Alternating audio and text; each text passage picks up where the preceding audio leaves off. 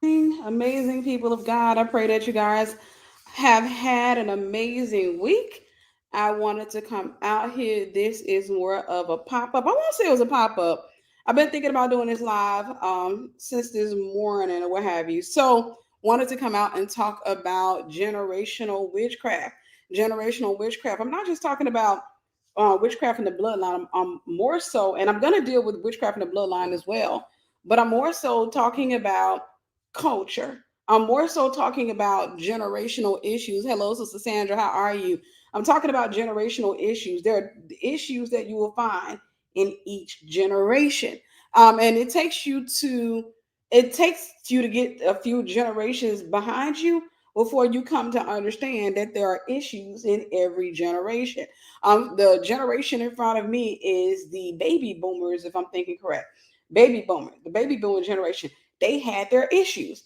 I'm Gen X. We have our issues. Millennials, they have their issues. Gen Z, they have their issues. And so I want to talk about that. And I don't have any notes that I've written out because, like I said, this was something that was on my heart.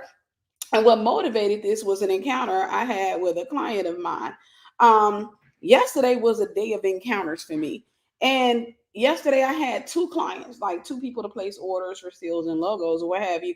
And I had an encounter with a woman, and I'm really mindful that I don't talk about my encounters with my clients, but for the most part, sometimes there are lessons in it or what have you. So I had an encounter with a client that for me was less than pleasant, but I tried to make sure that it was a pleasant encounter for her. But for me, it was less than pleasant. But I'm gonna let y'all come in. Do me a favor as y'all come up in here. Be sure to like and share. I'm not gonna be here on here really long. Like I said, I didn't write out any notes. This was just something that has been on my heart to teach. I want to talk about generational witchcraft. And again, I'm not just dealing with witchcraft in the bloodline. I will talk about witchcraft in the bloodline, but I more so want to talk about the differences in each generation. And I can tell you this, I'm an entrepreneur. I have learned a lot as an entrepreneur. I have been an entrepreneur for well over probably 15, maybe 20 years. I have been in entrepreneurship. I started my selling logo company around 2000, I was 2009 or 2010. I always say 2010 to be on the safe side. Now, I was doing business before I started my sealing logo company. So I've been in business for quite some time now. So because I've been in business for quite some time, I've had the luxury, the privilege, and the not so privilege of working with a lot of different types of personalities, a lot of different people. And some of those encounters, of course, have been great. Some of them not so great. Black Diamond, you're awesome. Thank you. God bless you. Some of those encounters have been great. Some of them not so great. But I can say for the most part, the majority of my encounters have been pleasant. The majority of my encounters have been pleasant. One of the things that happens when you're an entrepreneur is that you do start learning, or maybe it's just the way that I'm wired. I see patterns. That's the way that God wired me. I see patterns. And so, one thing I started noticing, I remember earlier on in the world of business, I started noticing the difference between how women did business versus how men do business. I came to realize, if y'all want me to keep it real, if y'all want me to keep it honest, I came to realize that women can be incredibly manipulative. I came to realize that there's a lot of witchcraft in women. And the thing that I learned over the years, because once you see something that's a pattern, then the next level or the next layer of revelation always is preceded by a why. Y'all gonna engage me today? Let me know y'all are here. Let me know y'all are here because I'm thinking it's jammed over there. But it's always preceded by a why. I noticed that, and I remember when I first started this off, probably about a year or two into it, I noticed that my male clients, man, I was having a lot of positive encounters. Now, let me make this clear. I'm kind to all of my clients. I am not hard or mean or anything. I'm kind to all of my clients. But I started noticing that with my male clients, typically it would move faster. Sister Octavia, I love me some of you. Thank you, sis. God bless you. God bless you. But I noticed that with my male clients, things would, and I'm not saying all because I've had problems with men, and I'm not saying all women because I've had some really good encounters with women as well. But I started noticing the majority of the issues that I had in the realm of business and the realm of entrepreneurship came from women. It came from women that came in, and the problem with women versus men is one, men typically either already know what they want, or two, they just want, hey, if a man says he wants a purple and gold logo with some lions on the side and a wreath and a cross, if you do it and you do something excellent, he's he's grateful. He's more logical, right? He'll look at it, he'll say, oh, I love this. This looks amazing. Thank you so much. And then he goes on about his merry way. Women, on the other hand, can be tedious and anal, because they're looking, a lot of times, they're looking for an emotion. Whenever they are doing business, they are looking for an emotion. And so when I say that, I'm saying that when you send it to them, even though they look at it and they say, oh, this is nice, this is pretty. Women a lot of times have it in their mind that accepting the first one is error. I need to see options. I need to see this and I need to see that. And they are waiting for an emotion. I started making a joke many years ago.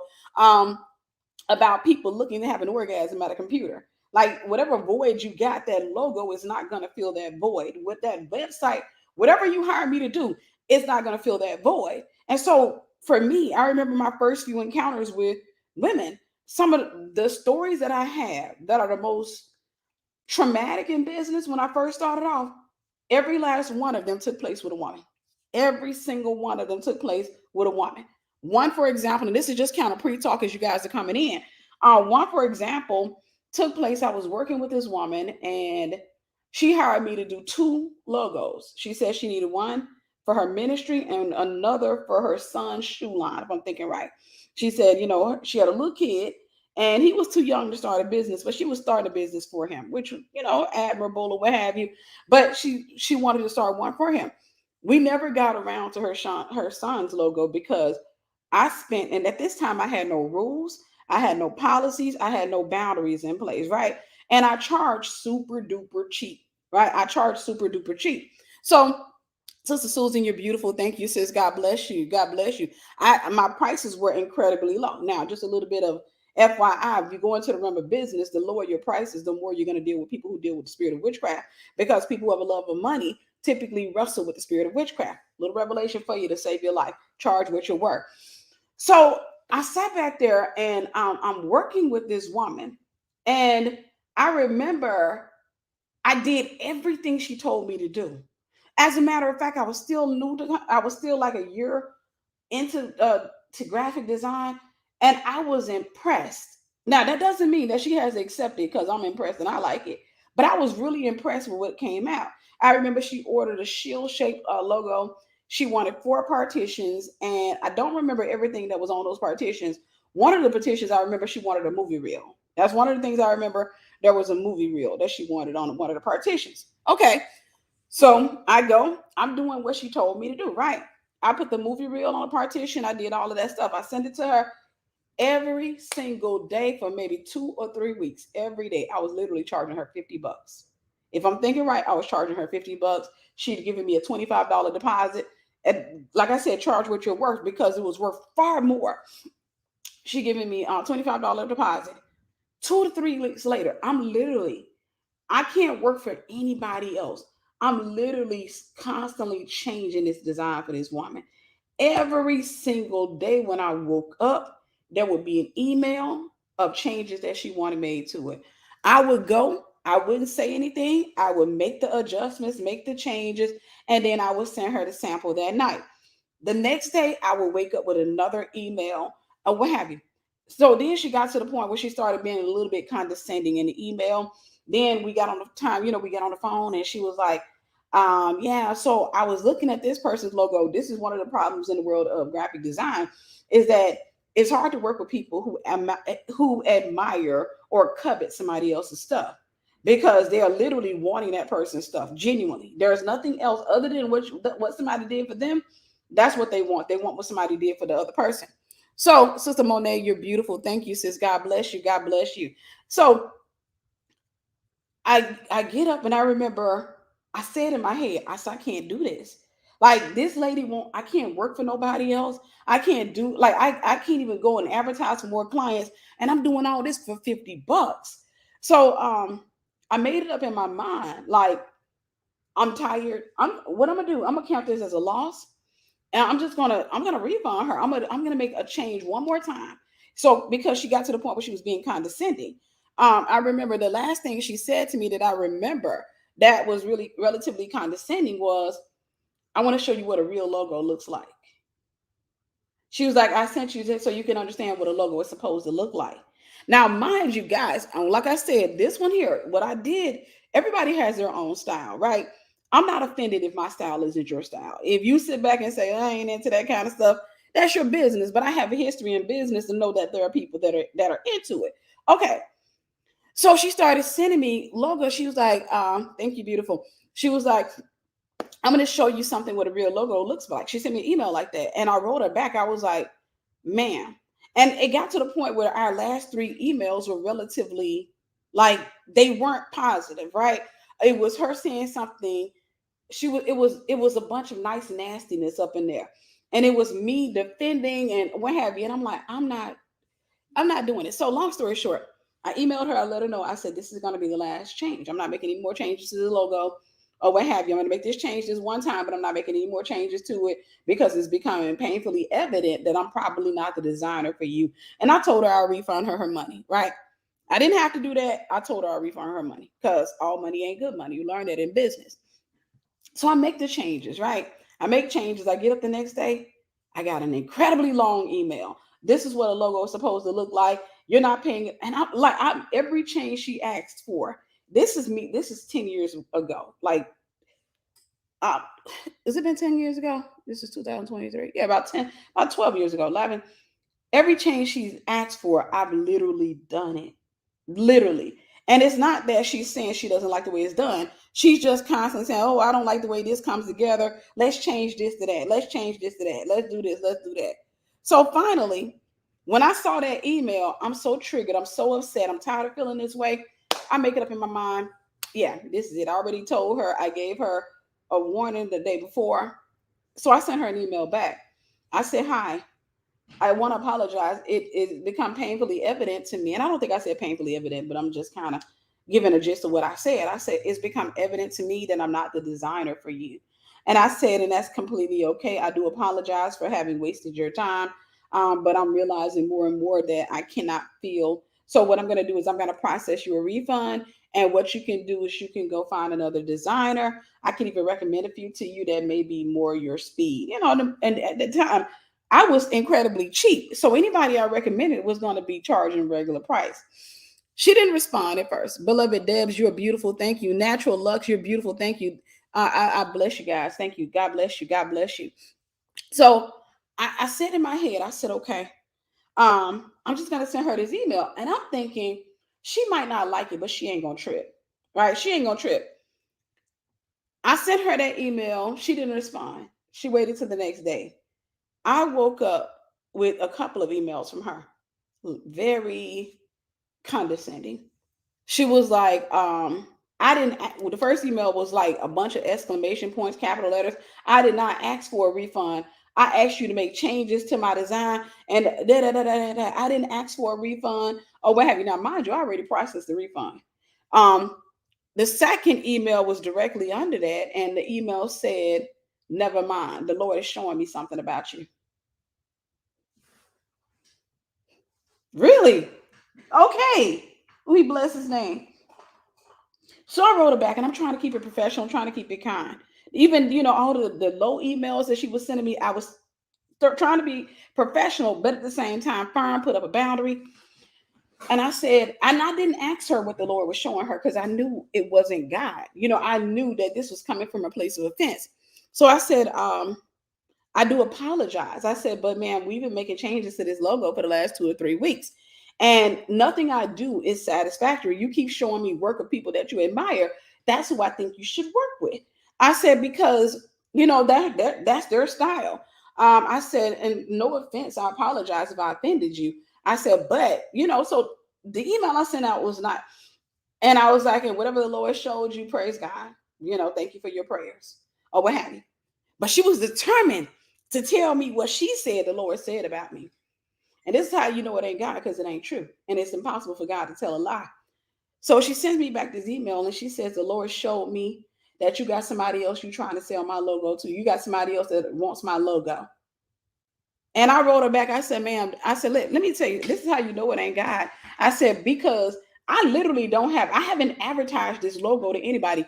I literally have not showed this logo to anybody, right? I haven't showed this logo to anybody, which was true. It was just that I got tired of time after time after time. So long story short, I sat back and I stopped responding to her. I stopped responding to her because she was trying to speak curses and stuff like that. I stopped responding to her. And she went on about her merry way. Now, mind you, I was charging $50 for that logo, right? Charging $50. Once it was, once I got rid of her, I'm not throwing nothing away. I kept the logo. I decided what I'm gonna do is I'm gonna sell it. Now, mind you, before then, I hadn't had anybody to sell it to. I hadn't advertised it. I hadn't posted it up or anything. We were just going back and forth. I took the reel off of there. I mean, it was like a movie reel. I took a few of the images off of the logo. And I put some different images on the logo because I knew, you're not gonna sell something with a movie reel on it that fast. So I think I changed like 2 or 3 items in the partitions, maybe changed the color up a little bit. I don't remember. I just remember making a few changes to the logo. I put a watermark on it and I posted it to Facebook. I put a watermark on it and I posted to Facebook. And I said $75 because I knew the value of what I had created. Now, I could have got more money for it. I can honestly say that now. I could have gotten more money for it. But at that time, and I'm sitting there, I'm constantly looking at it and like this thing is worth a lot more than what she's trying to give me. And she's not satisfied. It sold that same day. I had several offers for that logo. One of the guys that I had worked with before reached out to me. He said, Tiffany, I want that logo. Because I worked with him. We had a history of working together and it was always pleasant. I said, it's yours. And he was like, when I get off work, I'm going to send you the money. Cash App wasn't a thing at the time. I think he PayPal'd me. He said, I'm going to send you the money and then we'll go from there. And that's what happened. He got that. I'm pretty sure he's still using it to this day. I don't know. But that's how they work. Now, I'm saying that to say in business, I came to realize, ladies, I came to realize that our emotions, because we tend to be emotional, it leads us into witchcraft in business. Not all women, but I'm saying I started noticing the difference between men and women. When it comes to a male client, it's usually smooth. It's usually smooth. There's no condescending. I've had some negative encounters with a few male clients, but not too many. The first negative encounter I had with a male client, and forgive me for saying this, he was relatively feminine.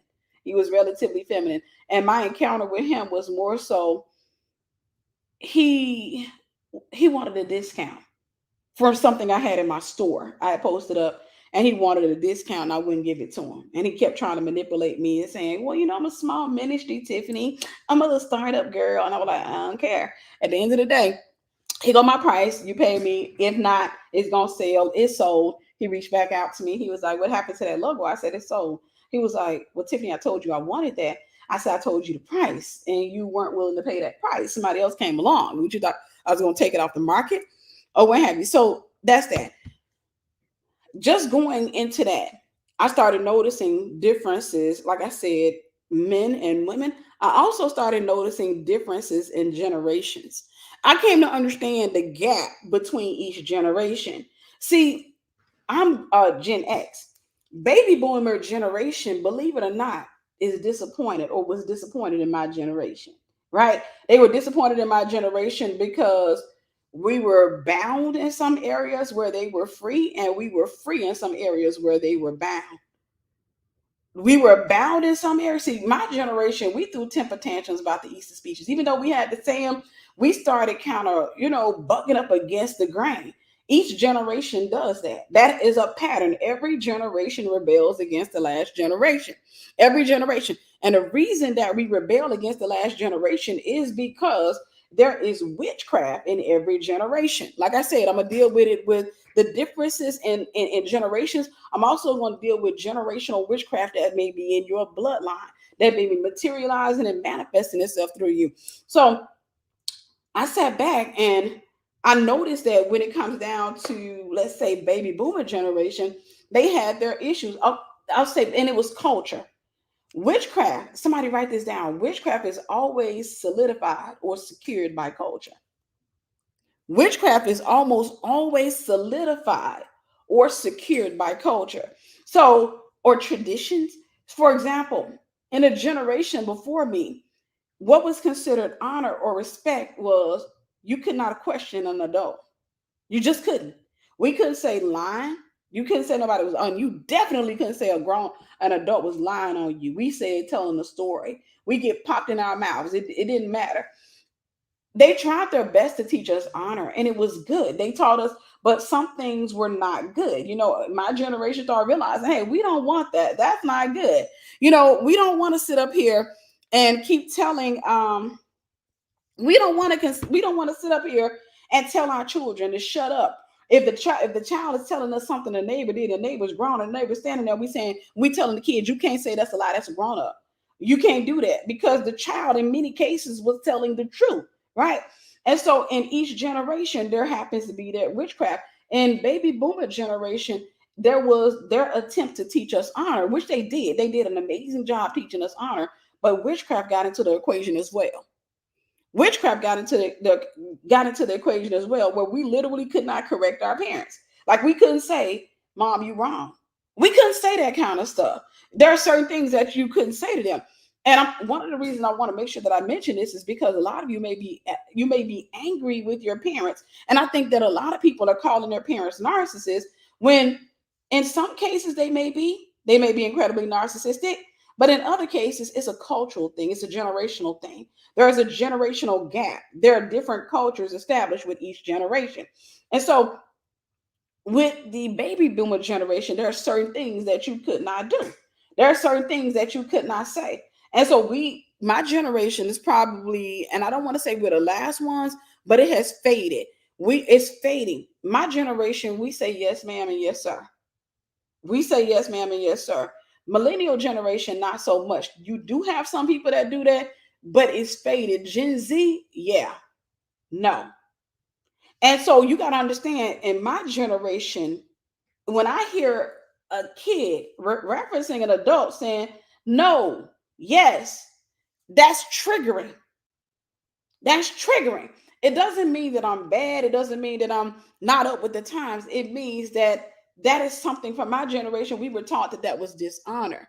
You always made sure that you established honor. The purpose of establishing honor was establishing not just rank, but helping children to respect authority. Nowadays, you don't see people respecting authority.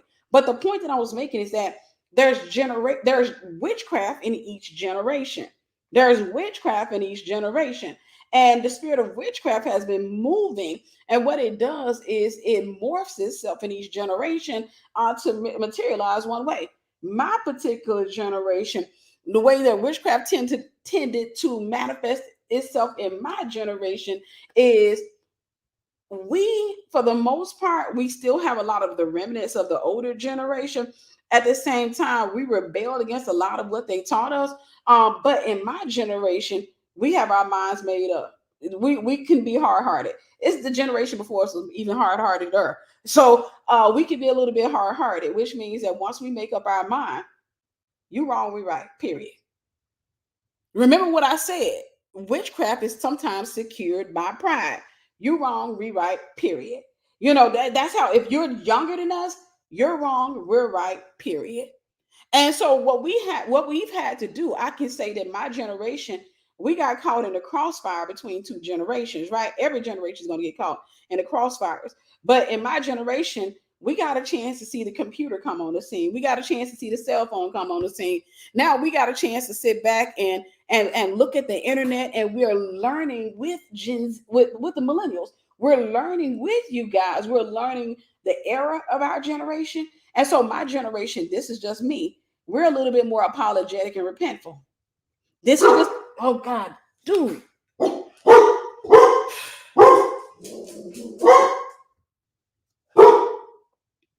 Y'all,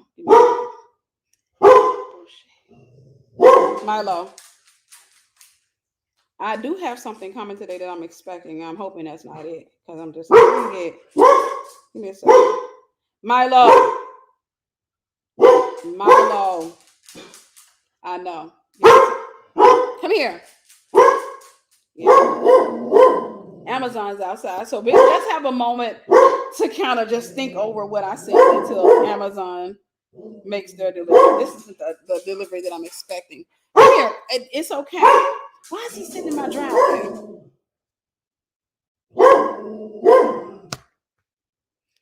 Anyhow,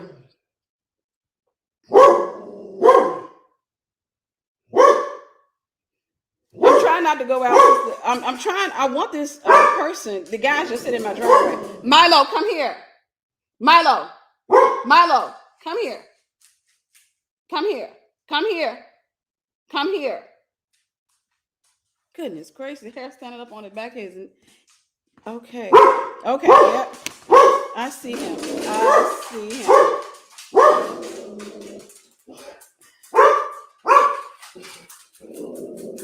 What is that? A brief? What do you call that again? He's going, y'all. Give me a second. I'm sorry.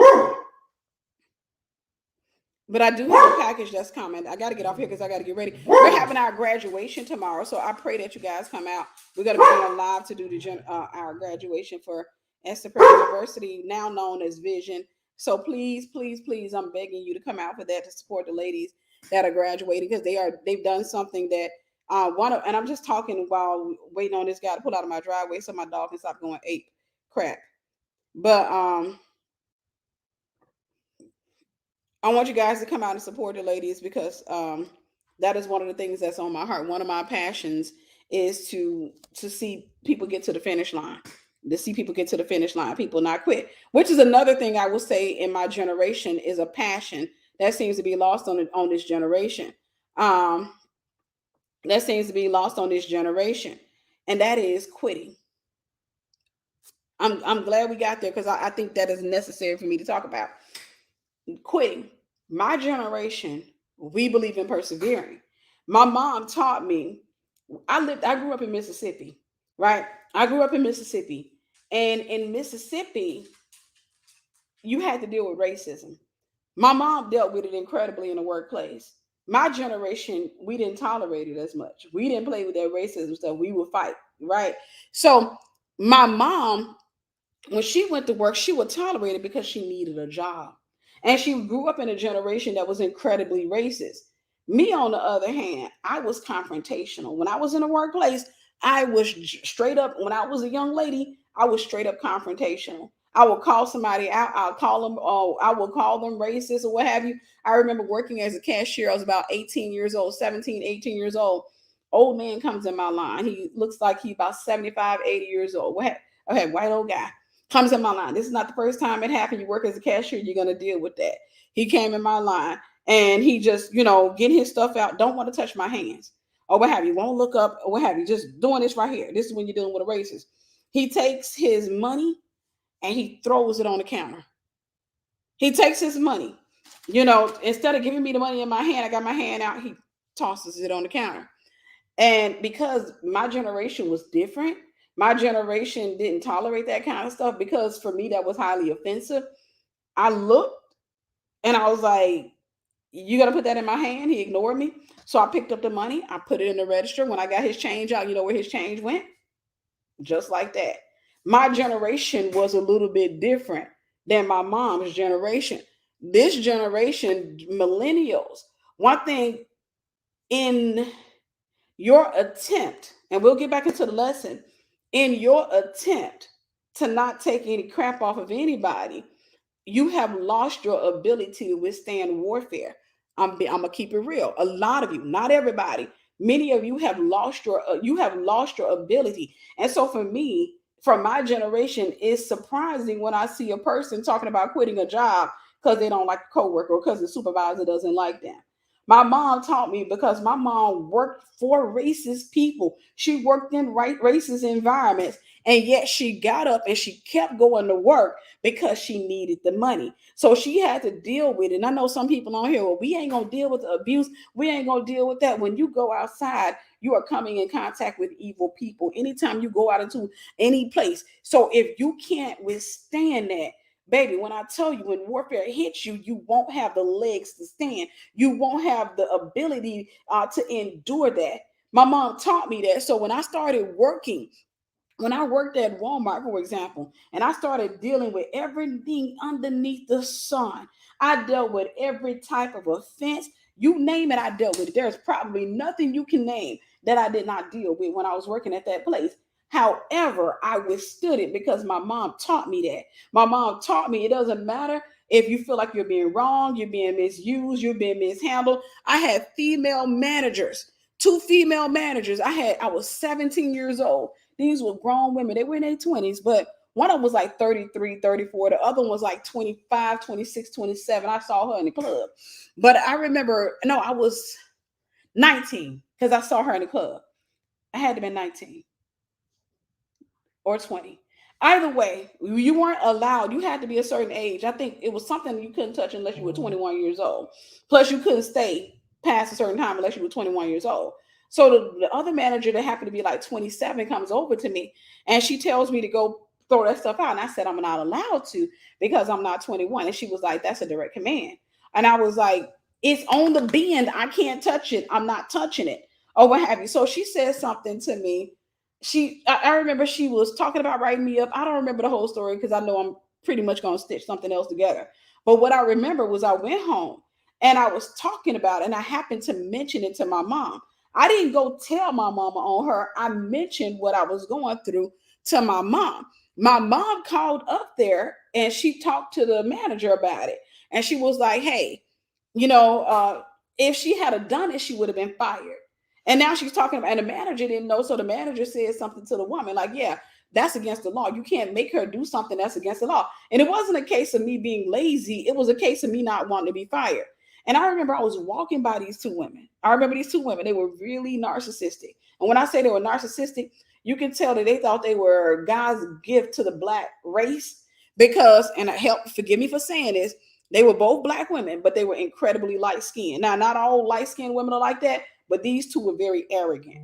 You could tell they just felt like they were God's gift to society or what have you. They were very arrogant in how they talked to people, and they were those type of people that only want to be around other light-skinned people or what have you. So long story short, I was passing by them. I come to work the next day. I'm passing by them, and the lady I hear her make a joke. She told her mommy on me. She told her mommy on me.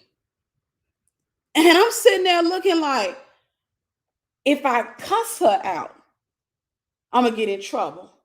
If I say something, I'm going to get in trouble.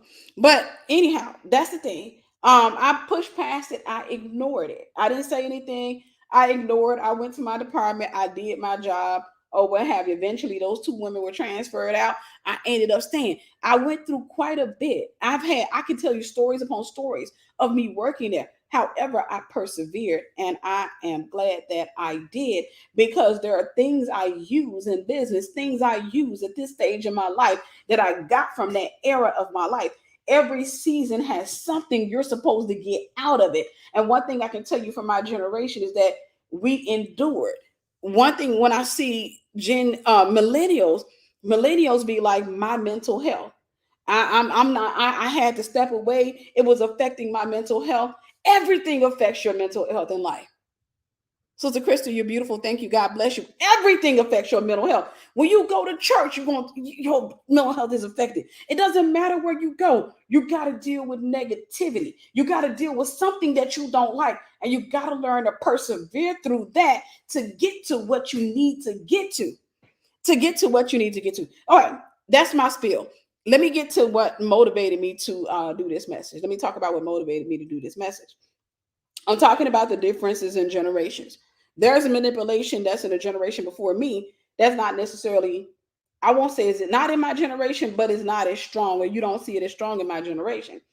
I had a client, and remember I said that witchcraft is stronger, it seems to be stronger in women. That is the truth. Not in all cases, but it is more prevalent in women because women are emotional. Women tend to deal with fantasy. This is what leads to witchcraft. Now, add that to the fact that I said, or add that to the fact that the older generation had their things with witchcraft. So there are a lot of things that are new. And like I said, I'm not talking about the entirety of baby boomer generation because there are some good people that came out that didn't like what they saw in their generation.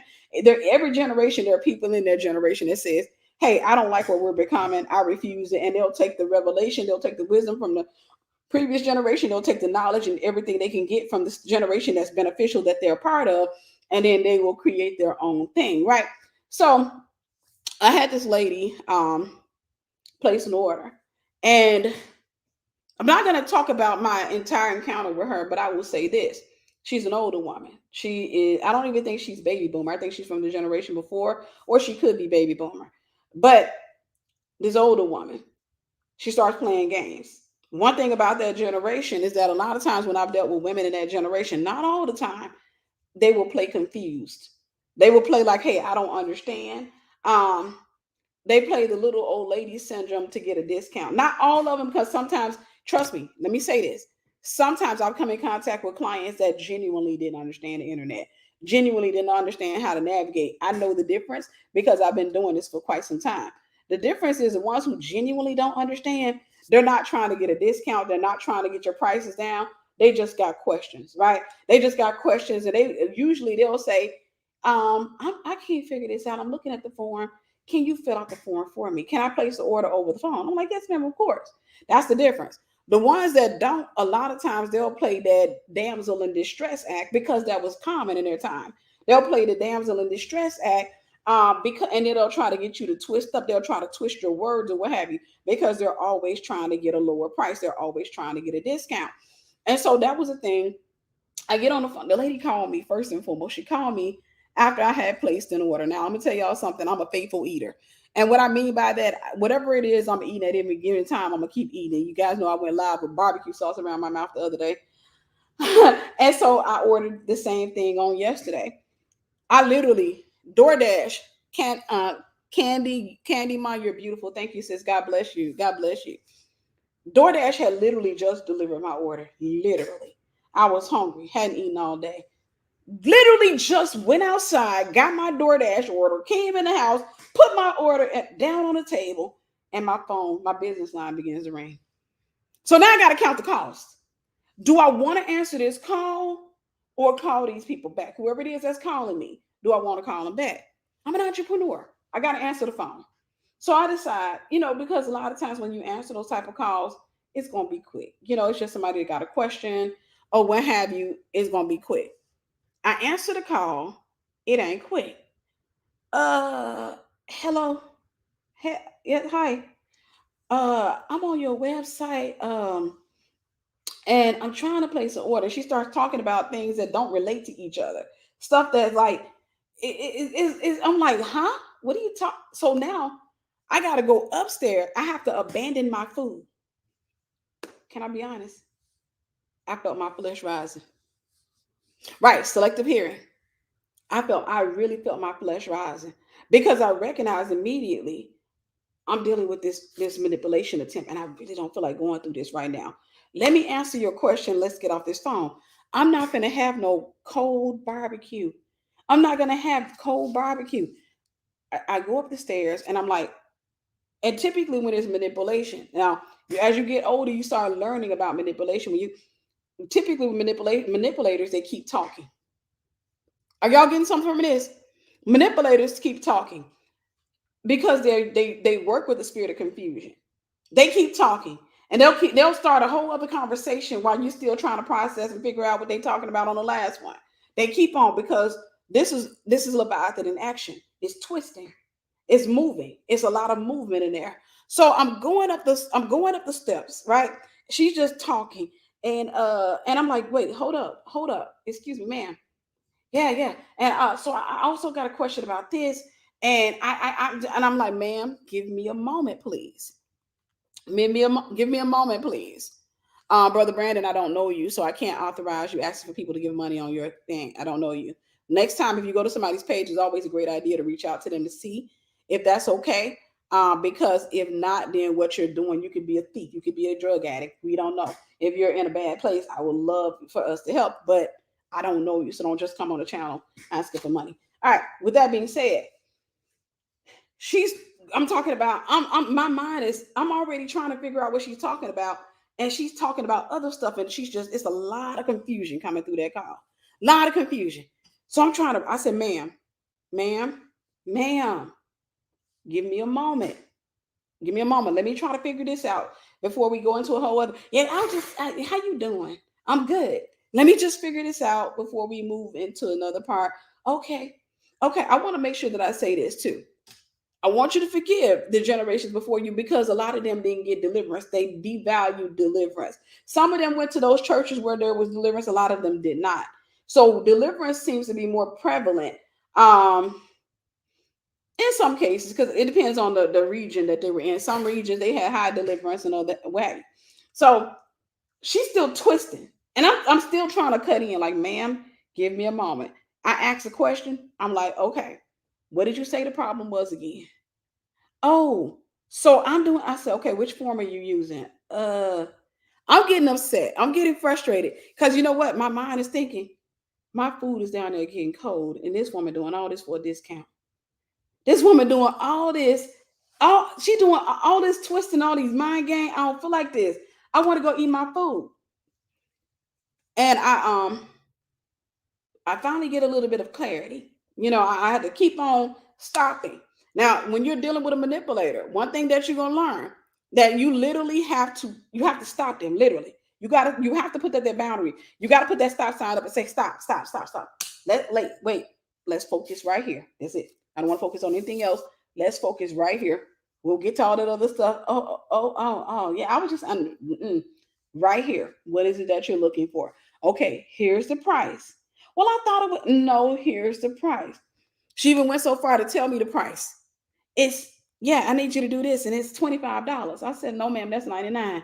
Oh no, because it was this, and I don't want to say what her issue was, but I think I might as well. She had ordered something before, and she was like, she had ordered something before. That's what she told me. She placed an order with my company before, and she was like, I emailed y'all asking for a change in wording or what have you. One thing I've learned about manipulation is that there's always accusation. I'm telling y'all, I'm giving y'all something so invaluable. There's always accusation. Like, okay, this is why I'm justified, for a discount because y'all didn't answer me. I emailed you after you did the logo before, and I told you to change a word. I said, I told you to change your word. You didn't change. Y'all didn't respond back to me. I apologize. We didn't respond back.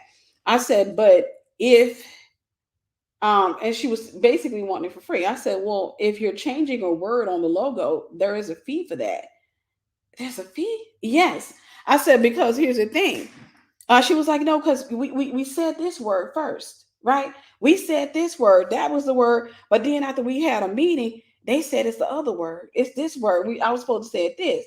I said, I understand that. However, anytime you submit text for a logo, once we put it on the design and we release it to you, you would have to pay for us to change that wording because we do have people that make orders with us that want to have 2 and 3 versions of a logo. And they want to have intercessory worship on one, they want to have international ministries on the other. You have to pay for that. And a lot of times what they'll do is and I told her this, I said, look, a lot of times what they'll do rather than paying for 2, paying and say, hey, let me pay the $99 so I can use it twice. Instead of doing that, they'll tell us it's a mistake. Oh, we sent you this wrong. They can't do that. They have to pay. She was like, oh, I get it. I get it. But that's not the case with us. I hear you. That's what everybody says. This is the price. This is the price. In order for us to change the wording, this is the price or what have you. Needless to say, what I ended up doing, just to kind of get you out of that, I ended up telling her, I said, ma'am, let me look at this stuff. Everything you're asking, I will call you back. Because I'm sitting up here, we like 5 minutes in, and I'm like, I'm not about to eat no cold barbecue for this. I'm not about to do this or what have you. I got off the phone. I did my research for like another minute or two. Then I went downstairs and I ate my food. Then I called back, ended up being on the phone quite some time, which I knew was what have you, and got the order in. Last night I opened the form. She did the order all wrong. She gave herself a darn near a $50 discount, but then she put the $50 back in as a revision, which will kind of lock me into giving her a free revision. So I looked at that. I was getting ready. And it was too late for me to call her. I looked at that, and I'm gonna tell you what I do in orders like that. In many cases, I just refund the client. I just refund them and refuse to work with them because what we're dealing with is manipulation. Now, why am I talking about that? Like I said, that is something that is kind of common in that generation because that's hustle culture. even within the black race, and a lot of not within the black race, sometimes there's hustle culture. This is a black woman. Sometimes there's hustle culture. There is bargaining culture. Can I get it for this? But what about this? There's that t-shirt in the buying a TV in the alley that was stolen. There's that hustle culture. That's that hustle culture. And you literally have to get around it, and you have to sit back and say, hey, listen, ma'am, this is the price. This is how we do this. That's how we do that. I'm gonna tell you, in the world of business, it's always better to refund a manipulator. It is always better, because what they're gonna do is going to be a lot of twisting, and there's going to be a lot of dealing. I could tell you stories. I'm not gonna bore you with it. But I had one client. It took me 2.5 years to finally get rid of her, probably longer than that. Her order was done, but she kept calling and saying, oh, I happen to look up and I see a mistake. I'm like, what mistake now, man? Oh, that's what you submitted.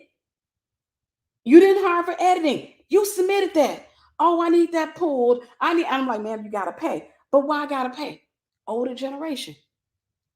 Why I gotta pay? Da da da da da da da da. 2 years I dealt with that. 2 years. And I had to put up a boundary. Anytime you come across bound people, you have to put up a boundary. You have to sit back and say, hey, that ends here. And that same woman had been referred to me by another older woman that I literally banned. I literally told this woman, I cannot work with you. You're too manipulative.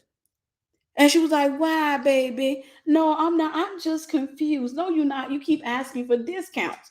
You keep on playing this old um ordering certificates and then turning around. And could you put a different name on this one? For every name I got to put on a certificate, you got to pay. Oh, I didn't know that. Yes, you did. I've told you this every time I've worked with you. You can order a certificate. I can send it to you blank. You can put the name on it. But if you say I got 20 folks' names that need to be put on these certificates, I need 20 I need this certificate, I'm gonna charge you per person. I'm gonna charge you per person. I was walking my dog one day, it's a few years ago. Walking my dog, this lady called me. Anytime I did business with her, she would call me like 20 times a day. Can I give you a little revelation? Are y'all ready? Do you want to know why people do that? You know, one thing that is a part of witchcraft culture is creating soul ties. People who have witchcraft in them or strong witchcraft, they play a lot of mind games because they like to create soul ties. They want personal soul ties with professional people because they want you to give them discounts. I'm gonna teach a business class one day, and I'm gonna tell you, I've been wanting to teach this class. I started doing audios on this one time. I never released them, but one lesson I want to teach is how to stay in business, because most of the time when you're going out of business, it's spiritual. 80% of businesses fail because of Jezebel. You couldn't tell me otherwise. 80% of businesses fail because of Jezebel. Because when you get that Jezebelic client who keeps on taking your time, usurping your resources, and just when you get that Jezebelic client and you so hungry for money, and they will hold that money over your head, they will delay you, they will sit there and create a soul tie with you, and once they're done, they'll label you as theirs. You my designer. They will exalt themselves. Anytime I've come across Jezebel in business, for the most part, I won't say anytime, but the majority of the time, I've had to put up a hard boundary. I've had to put up a hard boundary. I've had to put up a hard boundary and say, hey, this is the price. These are the rules. You're going to have to abide by the rules. But what? This is the price. These are the rules. You're going to have to abide by. Period, point blank. Or you can go elsewhere. Right. Or you can go elsewhere. You could go somewhere else. There's this girl, lady told me when I lived in Florida. My graphic designer, because she ordered an animated logo for me. This is when I used to do animated. I would do gift logos, and I remember her. She ordered a seal, and there was an earth at the bottom, and she wanted the earth to go round and round and round and round. I did it, man. When I tell you I was proud of that design, I'm looking at it, and she wasn't satisfied. Little revelation. Typically in the world of business, when you come in contact with people with a Jezebel spirit, the problem isn't that they're not satisfied. The problem is that this is how they create soul ties.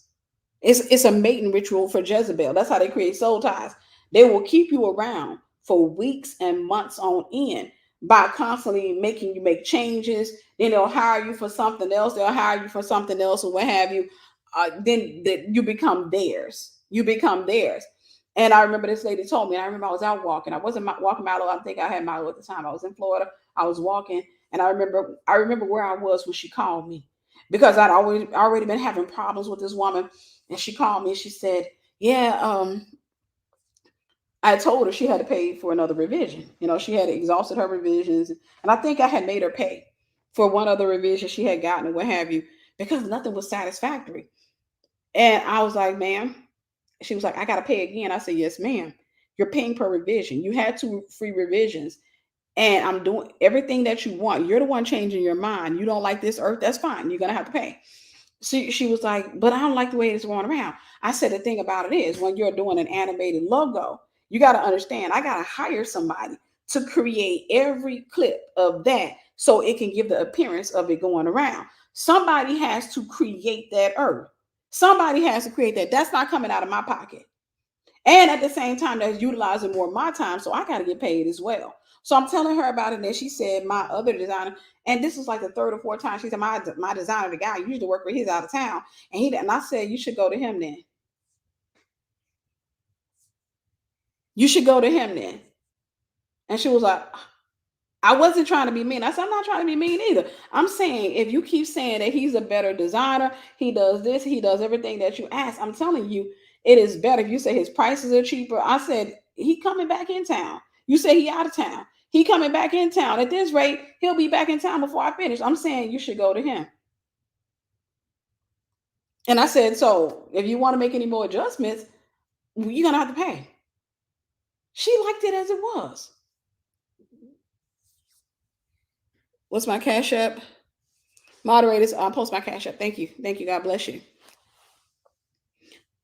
That's generational. That's something that's in their generation. And in their generation, like I said, it's not everybody. In their generation, there is a belief, because the generation before them installed that in them or instilled that in them, where there's a belief that because I'm a younger woman, I'm supposed to comply with with their beliefs. I'm supposed to sit back and say, well, okay. She said, I don't agree with the fact that you only get one free revision. I got packages on my website. You literally had to choose between packages. There's a package that gives you two free revisions. There's a package that gives you three free revisions, but you got to pay. You chose the one with one free revision, yeah, because it was the most affordable option, of course. So now you got to upgrade to the next package. I don't feel like it doesn't matter what you feel. No company can replace their policies with your feelings. Your love of money cannot become my issue, or your lack thereof cannot become my issue. That's generational, right? That's something that's common in each generation. Each generation has their issues. Gen Z has their issues. Gen Z has a lack of respect for authority. Gen Z has a lack of understanding of authority. Gen Z has a hatred for submission. You see that in the millennial generation as well. I'm saying that to say, you have to learn how to put up boundaries with each generation. If you come to learn the patterns or the issues, not just of the generation, but the individual, if you come to learn the patterns, you have to learn how to master boundaries. You have to learn how to master boundaries. You have to learn how to sit back and say, okay, here go my boundary. And this is the penalty. And if you walk past it, it is an absolute, which means I'm going to give you the penalty. It ain't going to be no warning. You have to put up boundaries. Sometimes you can give people a warning and say, hey, don't do that. Hey, don't do that. And they will constantly, you'll notice with people that just like kids, they'll keep violating that boundary, keep violating it until you sit back and put up a hard boundary and say, hey, it is what it is. So you're willing to lose me as a customer? You're willing to lose me at what? Yep. If you don't respect this boundary. How old are you, Sister Ikea? If you don't respect this boundary, yes, this is what's going to happen. Now, let's talk about witchcraft that may be in your bloodline. Let's talk about generational witchcraft. Now, we can I talked about the generations before, how they got things that are common to them, and some of those things are passed down to my generation and passed down to the next generation. That's what we call a generational curse.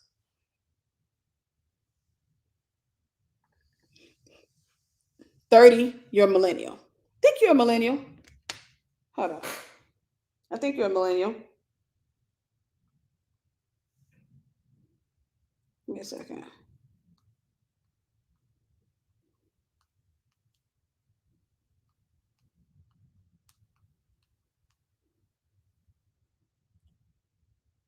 You're Gen Z.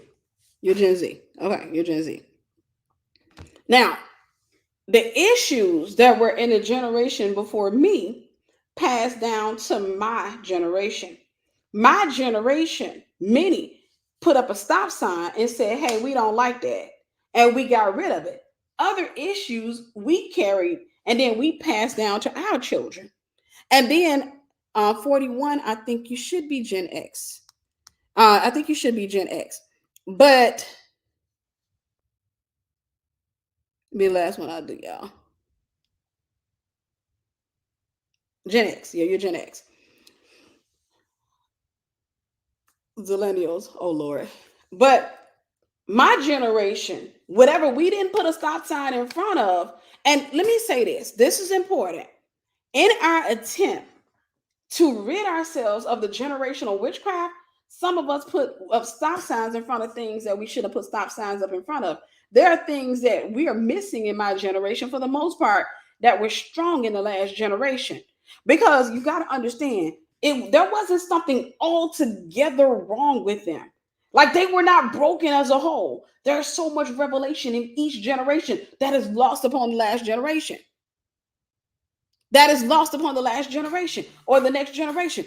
I'll tell you, for example, one thing, Sister Brie, you're beautiful. Thank you, sis. God bless you. God bless you. One thing that is, I had my students before COVID. I told my students, go to the nursing home, go visit some older people in the nursing home. Ask for people who don't have family, folks who family don't come to visit them. Go to the nursing home and visit. There's wisdom there that's about to go in the ground. There's wisdom there that's about to go in the ground that you don't respect because it's not common for your generation. And you got to hear me when I say this. When it's not common, it's typically valuable. Did y'all hear me? When it's not common, it's typically valuable. But your desire to fit in, your desire for affirmation and acceptance makes you reject wisdom.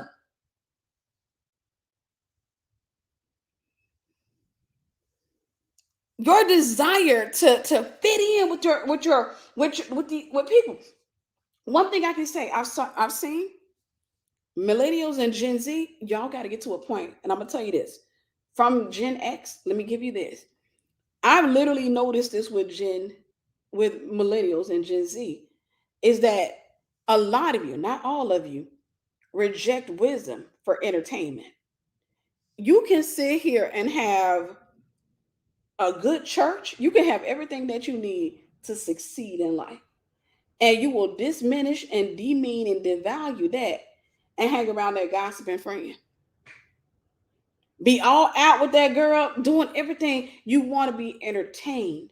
You are addicted to your feelings. You're addicted. You have idolized your emotions. You've idolized your emotions. And so consequently, you don't know how to persevere through anything. What's common in the generations before you may not be popular, but if it's not popular if it's not popular and it's not common in your generation, it's probably valuable. But those generational curses and our attempt to not have to deal with the generational curses from the generations before us, we have actually blocked revelation. We've blocked wisdom. And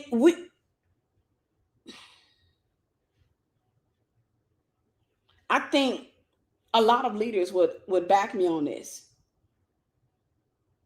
For those of us who are Elijahs, there are not too many Elishas that you can give an impartation to.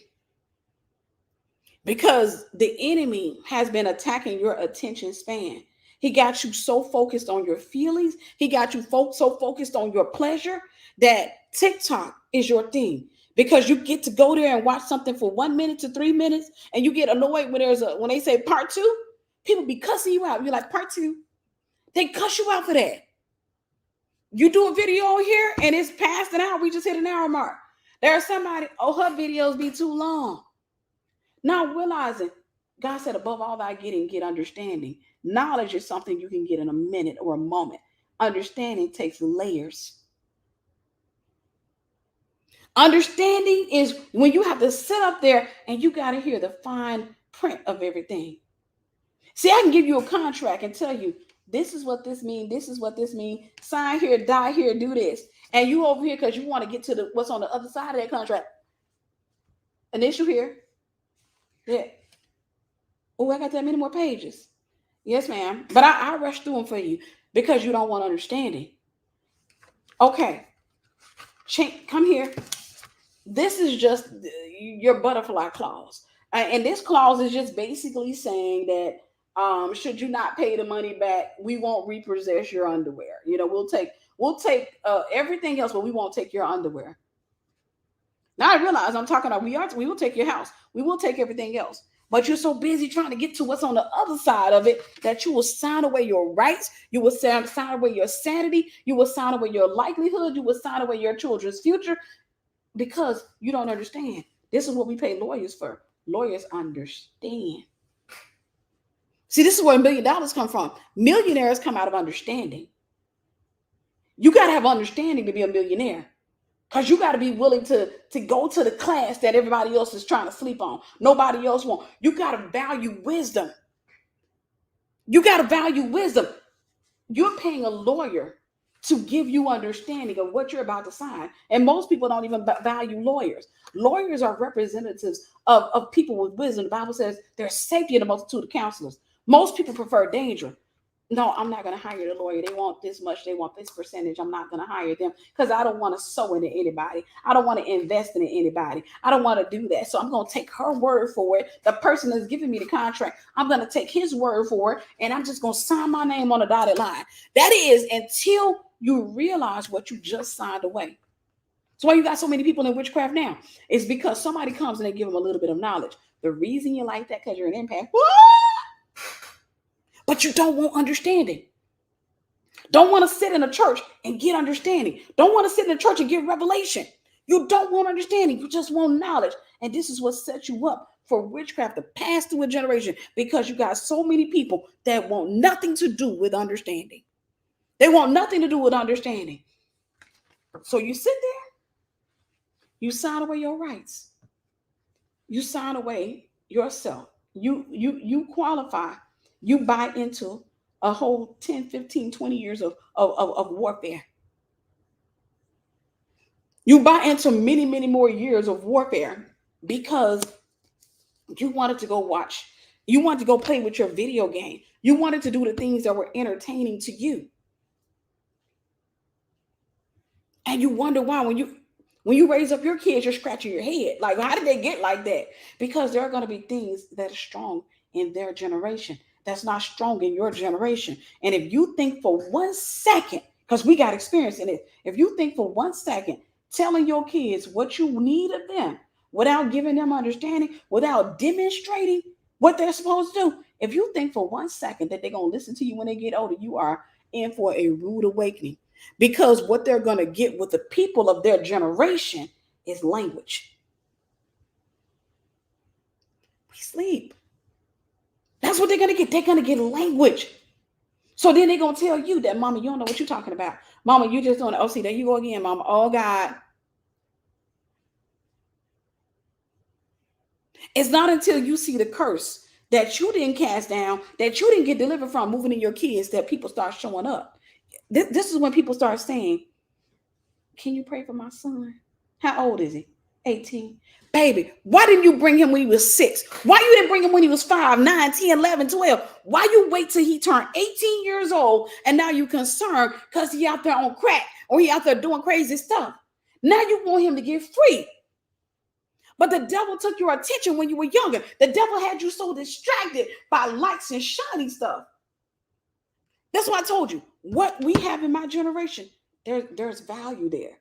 Put the stop sign in front of the witchcraft, anything else that comes through, but there's value. What's in the generation before us? There's value there. As a matter of fact, hear this: there is no good thing that comes outside of a hard thing. I want to get to this. I ordered this online. I probably had this over a year. I told you guys I used to buy this because my skin is incredibly dry.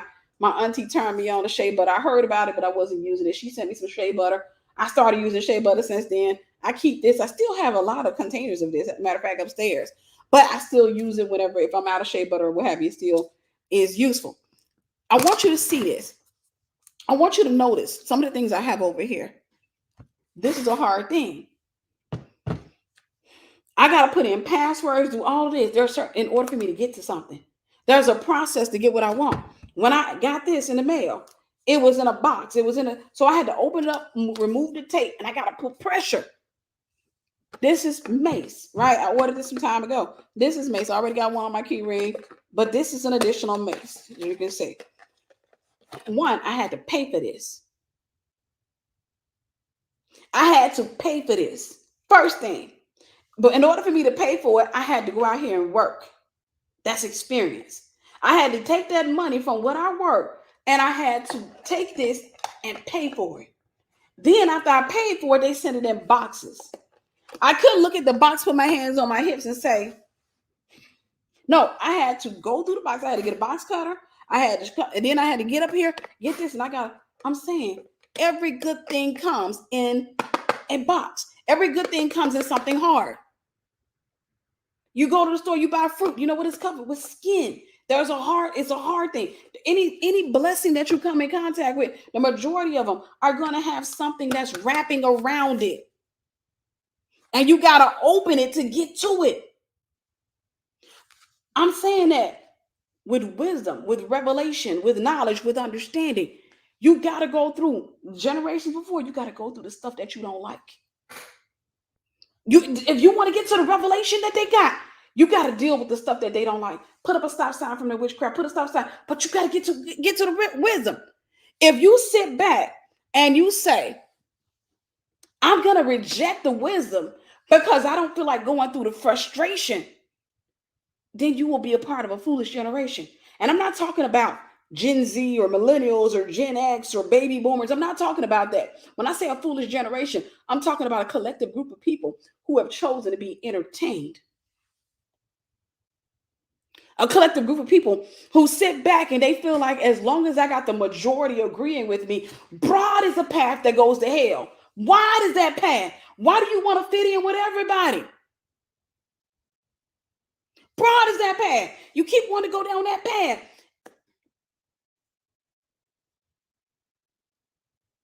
Rather than saying, God, give me what I need. Generational witchcraft. If you got generational witchcraft, whatever your parents struggle with, you got to look for it in you. Did y'all get that? Because sometimes we complain about it, but do you know the main things you complain about seem to materialize in you? I've seen that too many times. People will sit back, and I told y'all about this lady. She was complaining about her mama. Told me that her mama was always condescending towards her. Mother always treated her brothers with so much dignity and respect and love and all that stuff. But her mother was mean to her. Her mother was, and I got a chance to meet her mother, and I saw that was true. Her mother was nasty to her. Her mother was really broken. But I also saw that in her, toward her daughter, her own daughter. She favored her son over her daughter. And I brought it to her attention. And you know what's crazy to me is that you can always see that in your parents, but you never can see that in you. Typically, what you saw your parents struggling with, the thing that aggravates you the most, it aggravates you not because you're just called to address it. It aggravates you because that's typically an issue that you struggle with. And I'm sitting there looking at her. I'm watching her refer to her son as my baby, my baby, my baby. I got, girl, look at him. Ain't he handsome? I'm watching her praise her son. But every time I saw her face turn to her daughter, she would do this.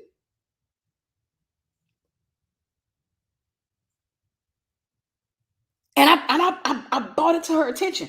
I said, do you realize that the same thing you said your mama did to you, you doing to your daughter? No, I'm not. Yes, you are. Revelation. When somebody gives you that type of information, don't take offense. Use wisdom. Because you may have been praying, God, why can't I get a breakthrough here? Why can't I get a breakthrough there? And you expecting God to give you an answer that matches the question. And God will send an answer to say, you treat your kids like this thing is moving through your family. But I didn't ask you that. I was asking you why I ain't got a man. And God is like, that's why you ain't got a man. Because there's too much witchcraft in you.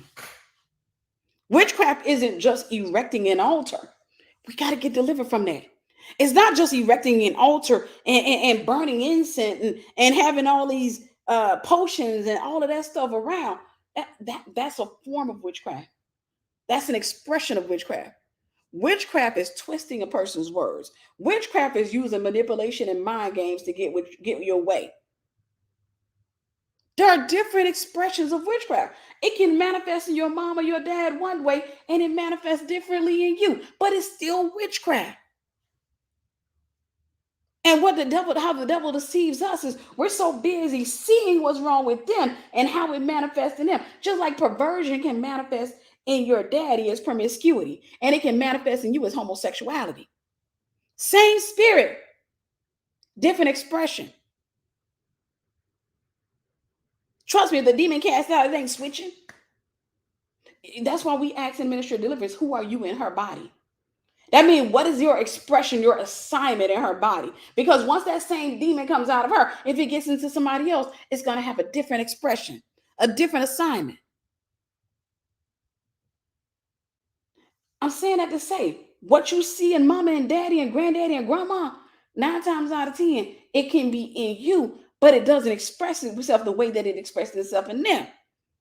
And the deception, the distraction is we're so caught up in the fact that they did all of this, and girl, I'm breaking a curse with me.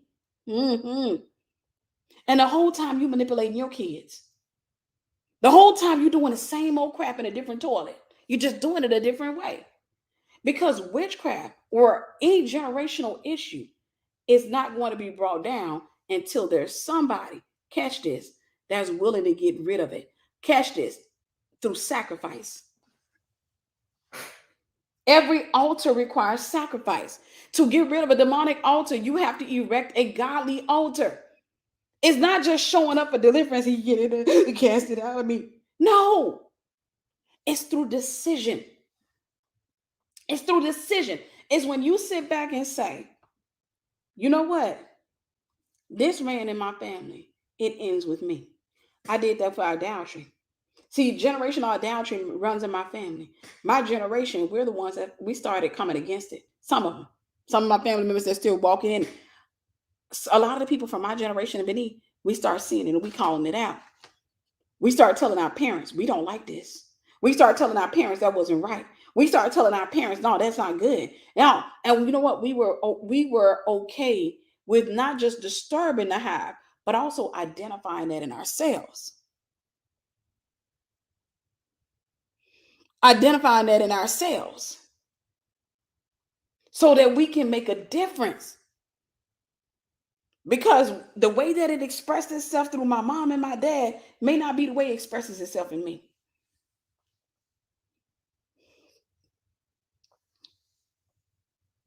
Deliverance is necessary, yes. But there's a lot of deliverance that takes place when you change your mind. James 4:7, submit yourself to God, resist the devil, and he will flee from you.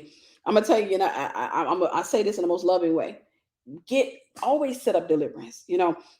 One thing I see a lot that's passing, a lot of people are trying to avoid doing deliverance. A lot of people are trying to avoid going before somebody and doing deliverance. A lot of people are like, how can I cast it out of myself? Can I do this? Can I do that?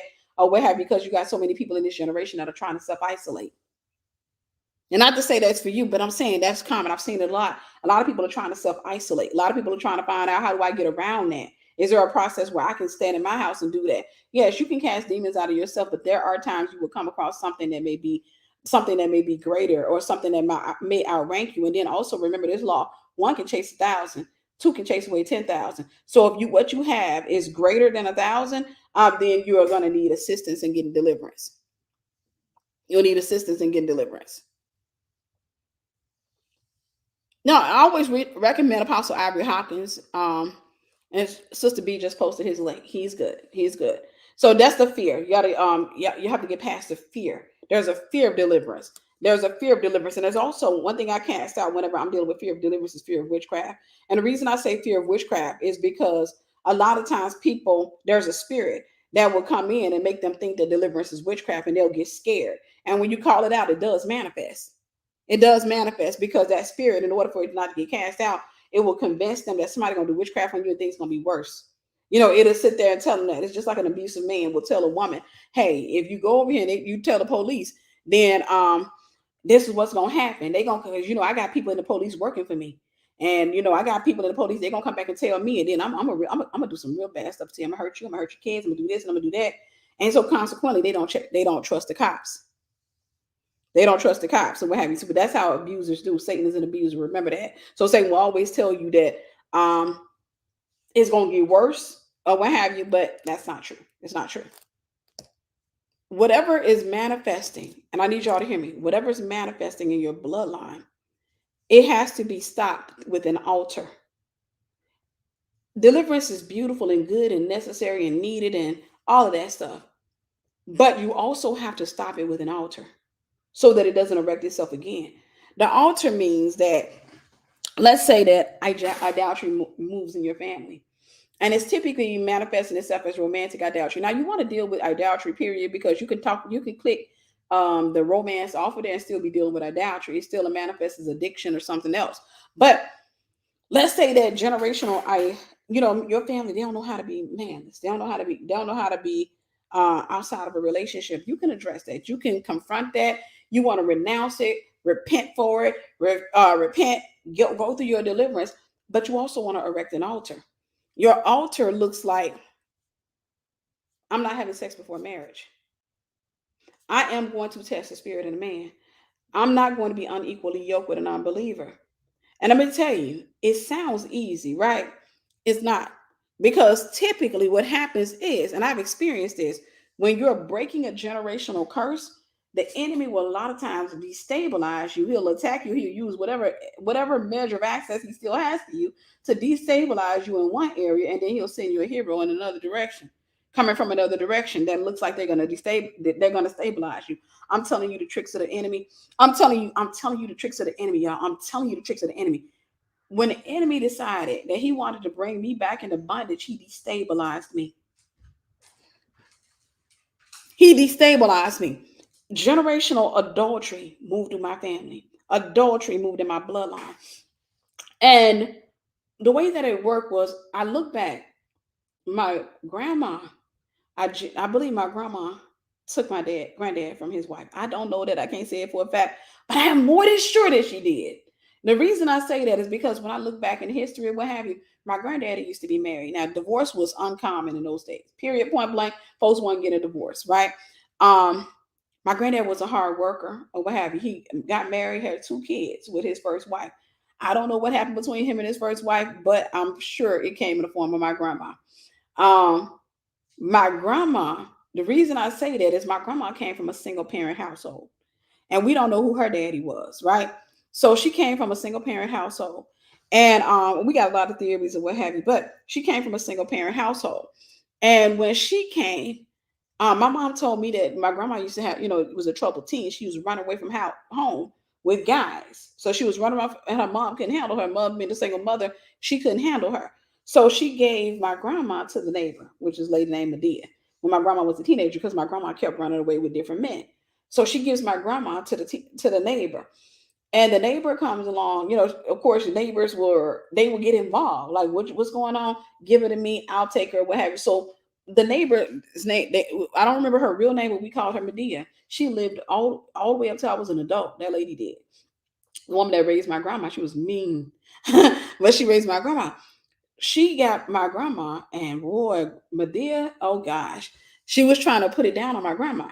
But looking at the history and looking at what has run in my bloodline, I can genuinely say, I can say without a shadow of doubt, no, I can say without reservation, I'm confident that my granddaddy ran into my grandma, who was significantly younger than him, 19 years old. Let me tell you something. My grandma was a bad mama jama. Okay, my grandma was beautiful.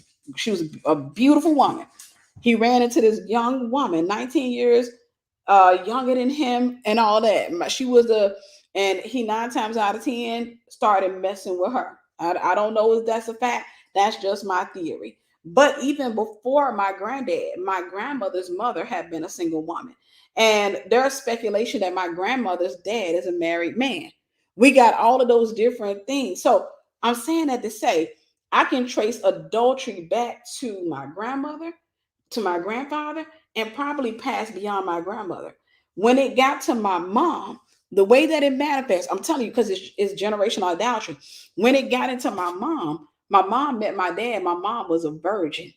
See, demons will sit back and wait to be activated, but they know how to get activated. They know when to activate themselves and how to activate themselves.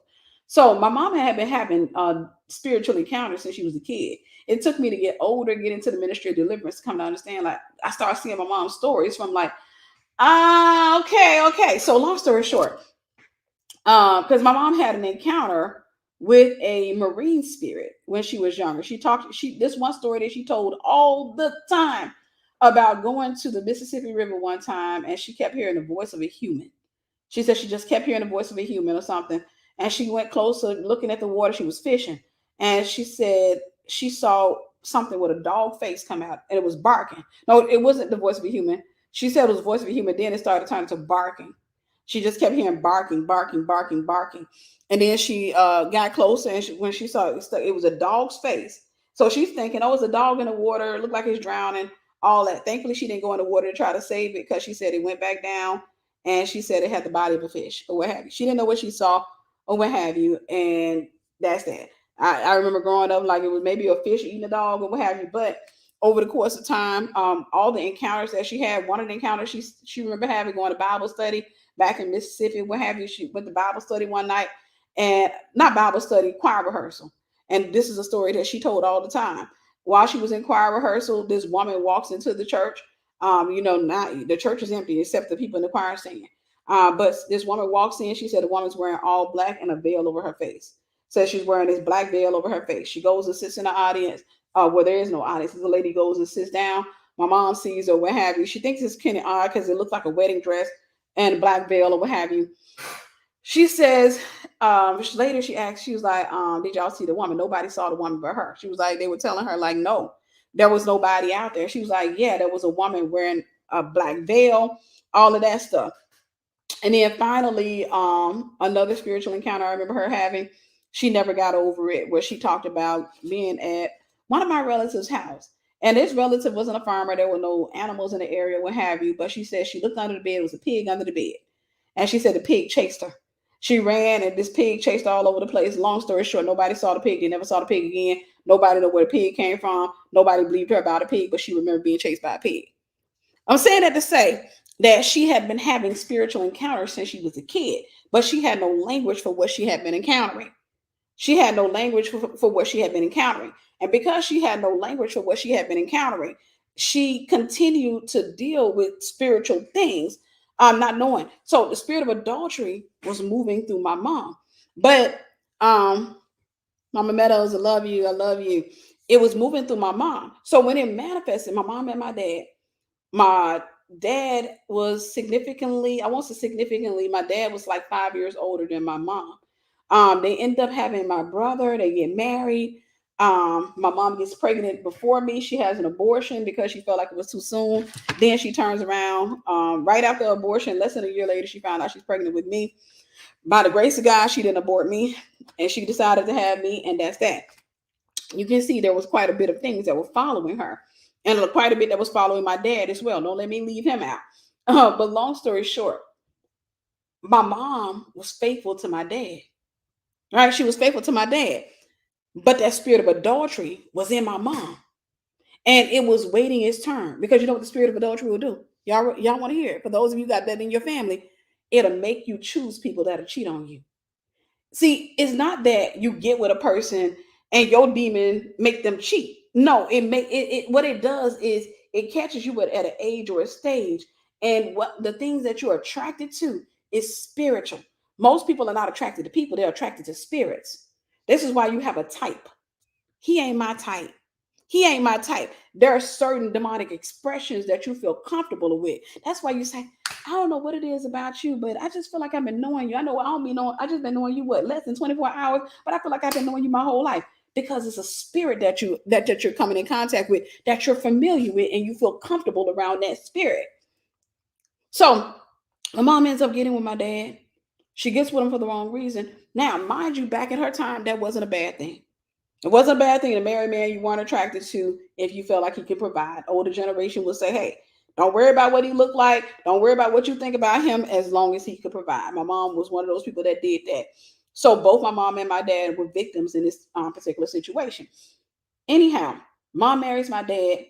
Dad probably doesn't feel love. Plus, he got adultery in his bloodline. So you know what? He starts cheating. He starts cheating. Now you got to remember, my mom's a different generation from the generation before her. So even though my grandma took some stuff off my granddad, my mom, it's a lot of stuff that she don't like because each generation has that wall of like, not me. I bet I don't take it. I bet I don't do it.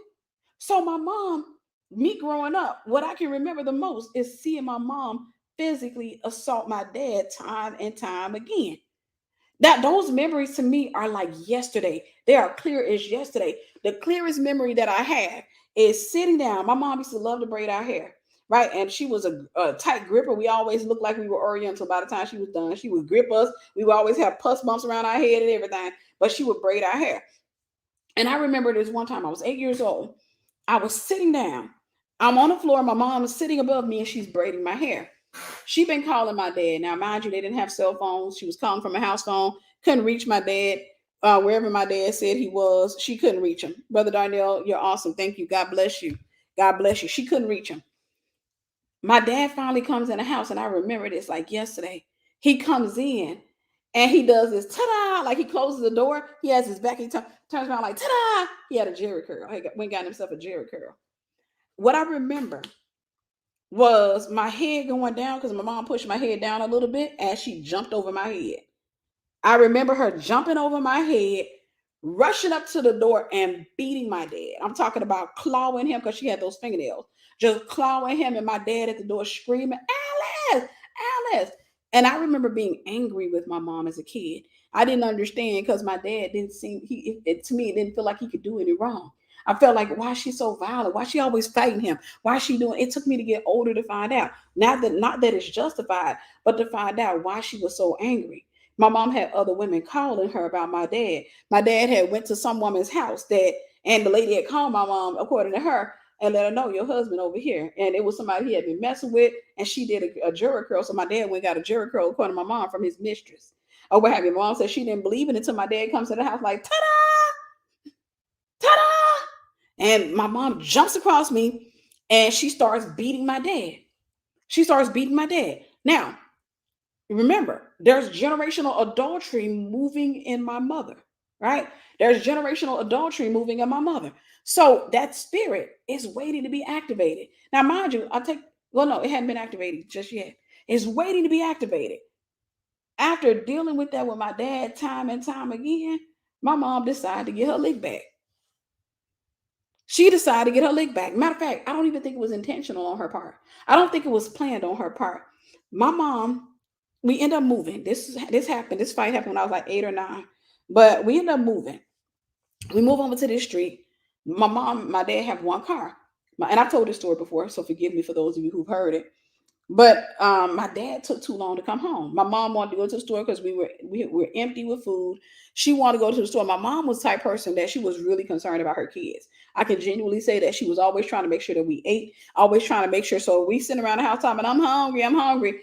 Oh, what have you? My dad, not so much. My mom waiting around the house because she wanted to go to the store to get to buy some groceries. My dad was taking too long. She couldn't reach my dad. My mom decides to walk to the store. Now the store is like a 10-15 minute walk. Probably a little bit longer, but I would say, if I remember right, maybe a 10 or 15 minute walk. You had to go all the way down the street, which is a long, long, long street. Then you had to go down this other street, which is a long, long, long street. So I would say maybe 20-25 minute walk, maybe. And then you had to go across the highway to go to, it was a Kroger. So my mom goes over to Kroger And this is her story. I just remember being in the house because my mom said she was going to the store. I remember being in the house, and I remember my mom coming back, and this is the first time I see my mom all humble, and my dad like, "How could you do that to me?" And she was like, she said, "It was just a kiss. It was just a kiss." And I'm sitting there trying to figure out what's going on because they fighting, which is common with them. They fighting like cats and dogs. And my dad was the type person, he felt like he needed to tell us everything. Even when my mom was sleeping with him, he come in with tears in his eyes. You know what your mama doing to me? You know what your mama doing to me? I'm like, I am 10 years old, dude. Okay. I know about y'all sex life. I know about all that. It's just weird up in this joint. But my dad comes in and he starts telling her, us, your mom kissed him. I'll make up a name for this man. We'll say JoJo. She was just kissing JoJo. Now, JoJo was one of my dad's close friends. Mind you, I forgot to mention this. My grandmother, even though I believe my granddaddy took my grandma my grandma took my granddaddy from his wife. My grandma left my granddad for his best friend when I was a kid. I remember it. I've told this story before, so I'm not going to go into the details of it. I was about 4, 5, or 6 years old when that happened. I remember all the drama, the cops, and all that stuff surrounding it. My grandma kept leaving, saying she was going to comfort my granddad's best friend because he had just lost his wife. My granddaddy trusted, but then she just one day she didn't come home. One day she didn't come home. About 2, 3 weeks later, they finally called the cops because she's missing. They've been calling the cops and they go around there. She's at the house. The cops say she says she don't want to have nothing to do with y'all or what have you. So he left. My grandmother left my granddad for his best friend, and the best friend happened to be a narcissist. So they end up moving to this small town. Grandma don't have nothing to do with my mom, none of the family for a minute, and then she finally opens back up.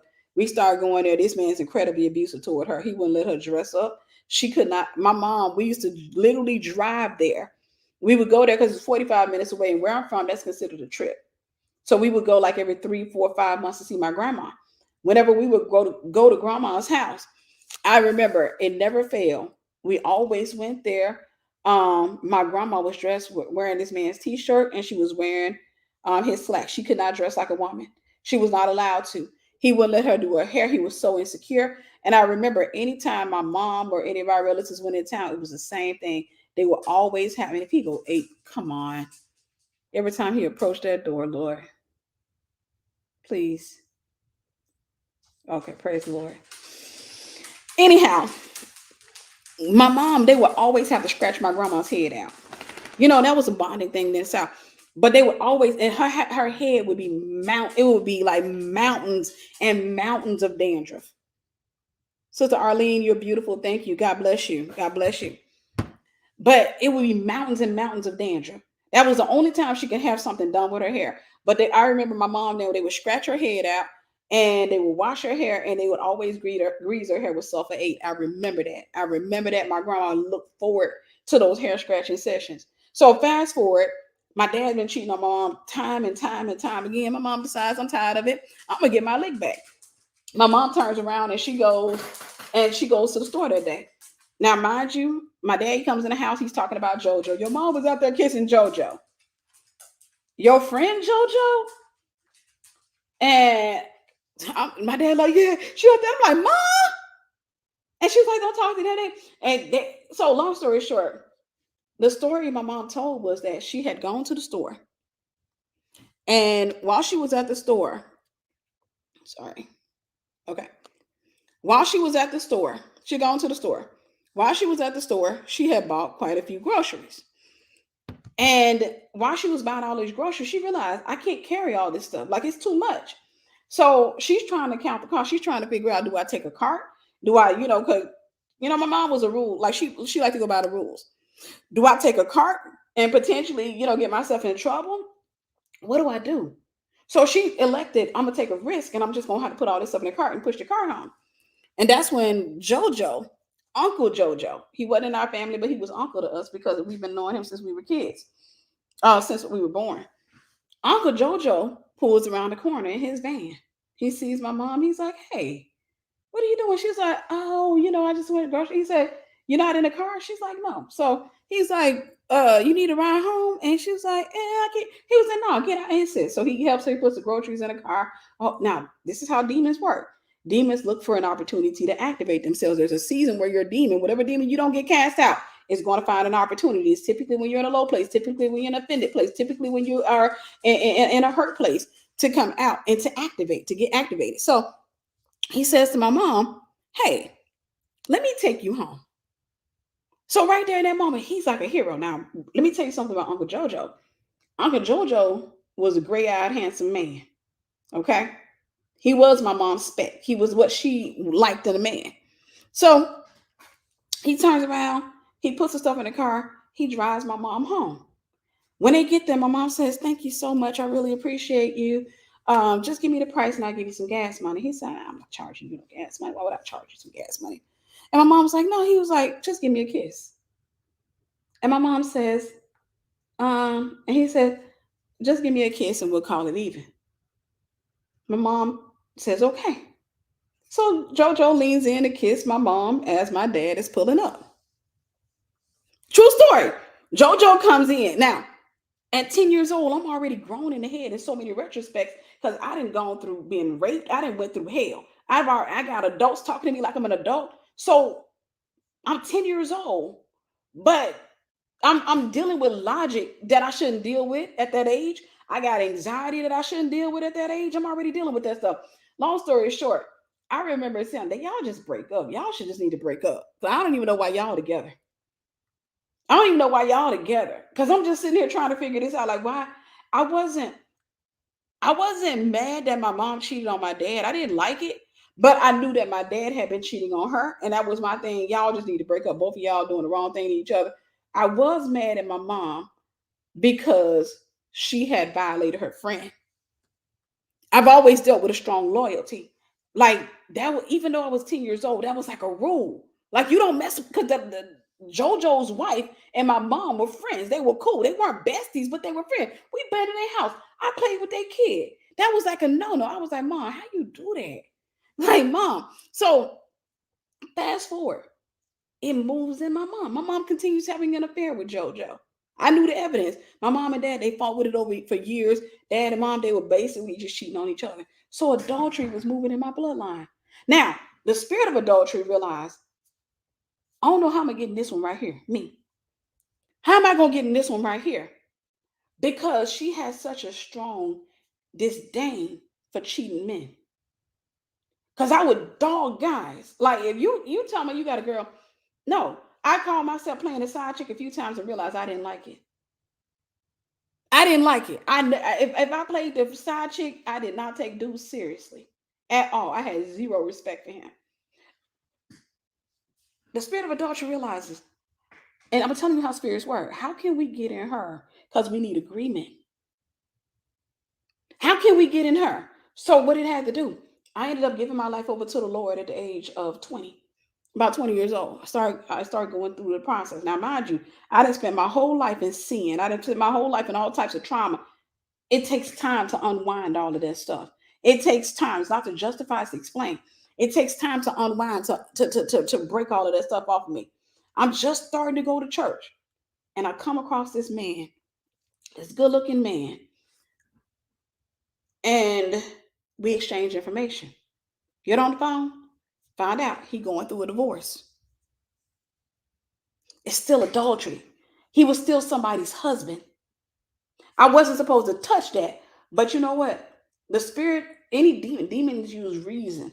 See, I may not be talking to the majority of y'all, but it's going to be beneficial for all of you. But there's somebody on here that needs to hear this. For me, I said in my head, it's not like I took him because he didn't move back in the house with his parents. They didn't already sign the divorce papers.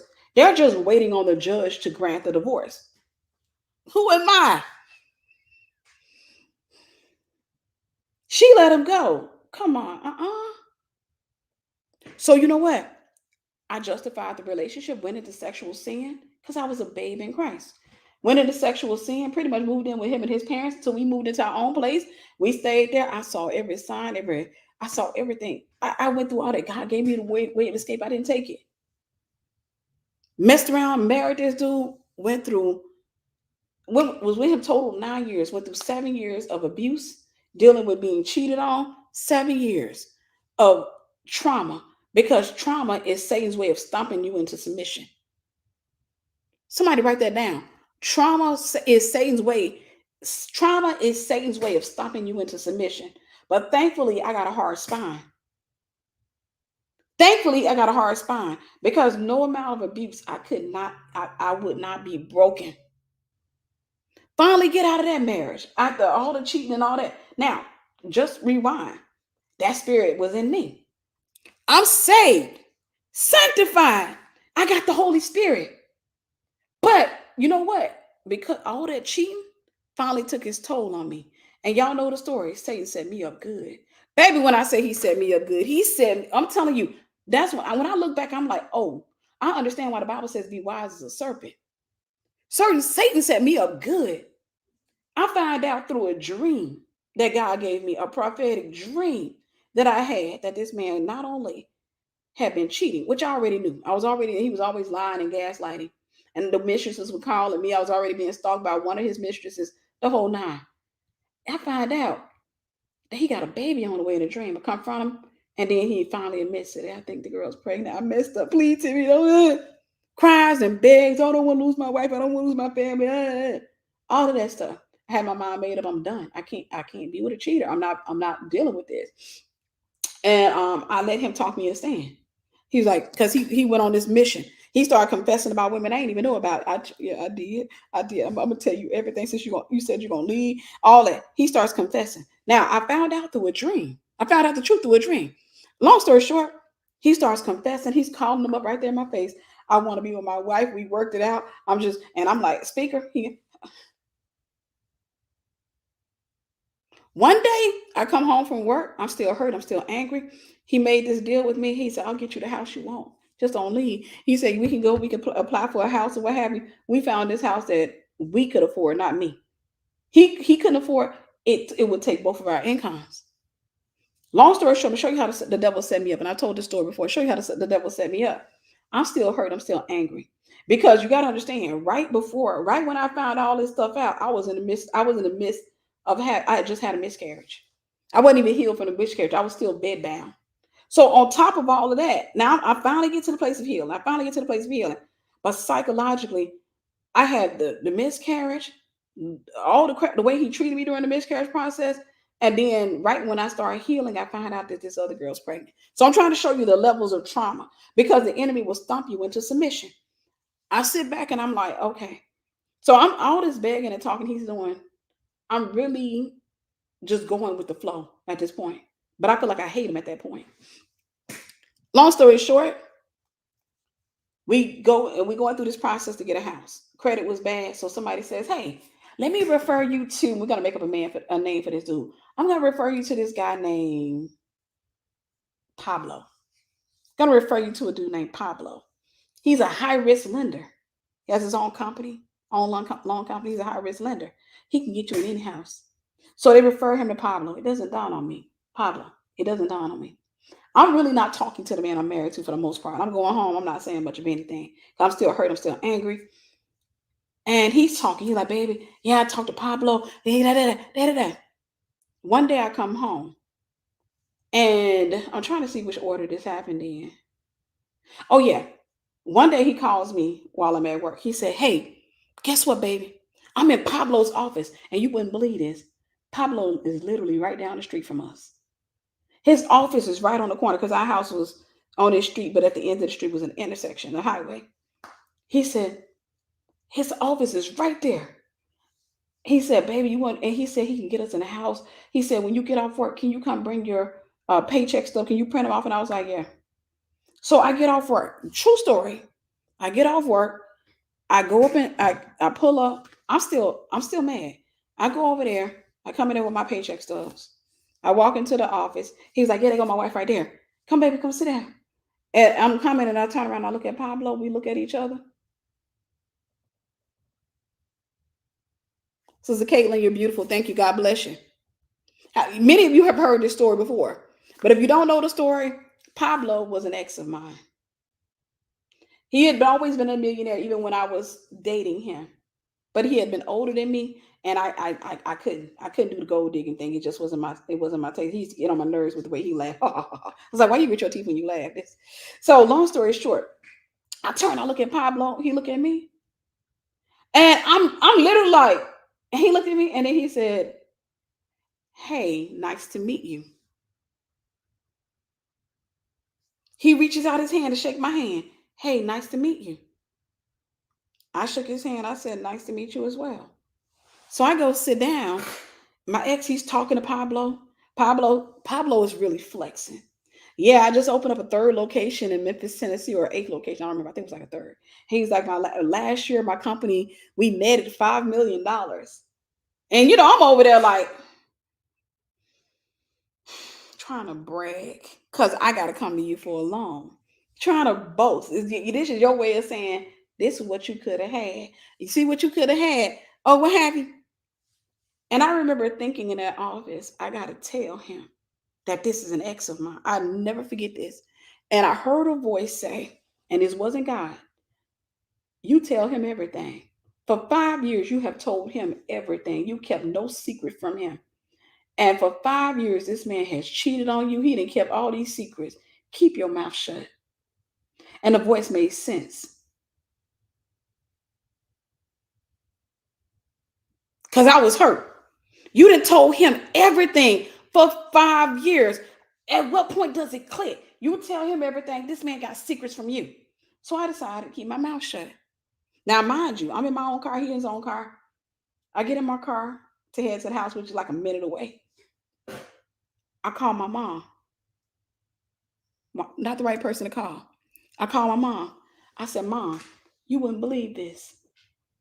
I said, "Pablo." She was like, "Yeah." The guy you used to talk to. I said, "Yeah." That's who we went to for. And my mom knew about the cheating thing, that the fact that my ex had a baby on the way because the girl lived across the street from my mom. My mom was the one telling me that he was always over this girl's house. Sister Katrina, you're beautiful. God bless you. God bless you. All right. So my mom saying, "You better not tell him." So my mom echoes this voice. She said, "Maybe this God's way." She didn't know nobody, y'all. "Maybe this is God's way of getting you out of that situation." And you see, Pablo can take care of you. He may be young, he may be older. May not be what you want in a man, but he can take care of you. He's more mature. He's this. And I'm like, yeah, I don't want Pablo. But my mom was like, "But don't tell your guy. Don't tell him." I'm like, okay. So I don't tell him. I keep it to myself. Remember, I talked about that spirit of adultery that ran in my bloodline. That thing was in me. To fast forward the story, let me tell you how it moved. I come home a few days later. I come home from work. I'm still in that state, right? I'm really not talking to this man. I'm still mad at him. I come home from work. I come in and he's in a den. He has a house phone, right? He has a house phone. I come home. I got home early. I think I took an excuse time or something like that. I get him home early. He wasn't expecting me to come in the door. So I come in. He does this right here. You hear deep? As I'm walking through the door, I hear deep and I see the phone drop. Because he's right in that door. Right? So I walk over there to him. He does. Y'all ever know? Do y'all know what the guilt look like? The guilt look. The guilt looks like the person doesn't look at you. They don't give you eye contact. They just keep staring up ahead. So he stared up ahead. I was like, "Hey, hey." So I go and I try to grab the house phone. He tries to get it quick. I take it and I kind of run off with it. I back up with it real quick. I hear redial. I knew the mistress's phone number, the one he had gotten pregnant. Her number comes up. I hung it up and I tossed the phone to him. I just tossed it next to him. He was like, "I'm only calling her back." I said, "That's fine." That demon was now activated. Because you know what? It has somebody to express itself on. I'm telling you how that stuff runs. I'm giving you the whole story. Told it before. There are new people that need to hear the story because I want you to know how demons move in your life. I get up. I go to the bathroom. I take a shower. I get dressed. I decide I'm about to go down to this man's office, and I'm gonna do it to this man what he been doing to me. Now, mind you, I don't even like the other guy. I'm not interested in him. It was all about revenge at that point. That's it. It was all about revenge. I want to do. He giving. Okay, I'm gonna show him what that feel like. I've been faithful 5 years. I'm tired of this bull crap. It is what it is. So I come out of there. I'm all dressed up. I said, I'm finna go to the mall. You want to come? I knew he wasn't gonna come because he was afraid that he was gonna have to hear my mouth. He was afraid. He didn't want to be around me. He was like, "No, I'm gonna stay here." I said, "Okay." Right, just to get my leg back. I drove right down the street, parked on the other side of his office, walked in the guy's office, and I don't remember what we were calling him. I don't think we were calling him JoJo. Are we calling him JoJo? But anyhow, I go into his office, and when I walk into his office, he's literally leaned back on his phone. He's leaned back on his phone. I didn't say a word. I just walked up in there. He's looking like watching me, and I walk right over there to him. I go sit right on him and start taking his clothes off. And he was like, hey, Tom, hey, Tom, I'll call you back. Sister Elizabeth, you're awesome. God bless you. Pablo. Okay, Pablo, thank you. Pablo's like, hey, Tom, I'll call you right back. I knew Pablo wasn't gonna resist me. I knew he wasn't. Because he was too busy trying to. So I went up in there and I felt like I had got my lick back. The problem was the lick kept hitting me. So I get into this affair with Pablo just because I want to spite the man I was married to. Because I want to hurt him. I want to break him. Now, hear me. He never knew. How am I hurt him? He never knew. Because I knew without a shadow of doubt he was nothing like my dad. This man was already abusive. That man would have killed me had he found out. That I'm not even exaggerating. He would have killed me dead and made sure, check my pulse, and made sure I was dead had he found out. I literally had to pray my way out of that soul tie because I kept feeling guilt. I was always leaving that man's house crying and Lord, I repent. Lord, I know that there were times I wouldn't talk to God and I was like, God, I know you don't want to talk to me. I know you're mad at me. And my attempt to get back at him, I was hurting God. It wasn't until I prayed on my way over there that I got delivered. I said, God, I'm over this. I'm going over this man's house. I don't know how to stop this. These are real prayers. I'm not talking about your standard Christian prayer. Oh, you're gonna have to go to the altar for deliverance. Why, that's good and that's great. No, this is real life. This is how I came out of a stronghold. I said, God, I don't know how to stop. I don't like Pablo. However, I like the way he makes me feel. I like the way he looks at me. He look at me like I'm a work of art. He look at me like I'm a work of art. This other man, he makes me feel unwanted. He makes me feel unattractive. He's making me feel like they out here cheating. But I don't want to hurt you. Deliver me. God, deliver me that day. God let me go around Pablo, and everything Pablo did was disgusting to me that day. This is real deliverance, real talk. I'm talking about. I was just disgusted, like, oh, this got to hurry up. And I said, I got in my car, real life, got in my car, and I began to thank God. I said, I'm free. I'll never do that again. I repent. I won't do that no more. Now, was my spiritual warfare over? Can somebody tell me, was it over? No, because this is a demon that's been moving in my bloodline. It's been moving in my bloodline. So you know where it came out again? Me and the man I was married to, we started going through a divorce a couple of years later. The girl that he had a kid with, they started living together. They moved to another state. I started meeting people while I was still married. That's still adultery. It's still adultery. It's still outside the will of God. I started meeting people, end up meeting a dude that I would marry. Meet the second guy that I was gonna get married to. I started putting pressure on the first guy's lawyer. Where are my papers? Why isn't he signing the papers? He's whack. Because he didn't want the divorce. I was mad. How you gonna be over there with your mistress and y'all kid and you don't want a divorce? Leave me alone. I'm trying to be with somebody else. And you know what? I ended up finally got the divorce from him. Once that divorce was finalized, I married the next dude a month later. I'm not gonna come over here and try to pretend like I'm not gonna come over here and say I've had it together my whole life. I'm talking about stuff I did as a baby Christian. All right, I gotta go ahead and block this guy. I've already warned him.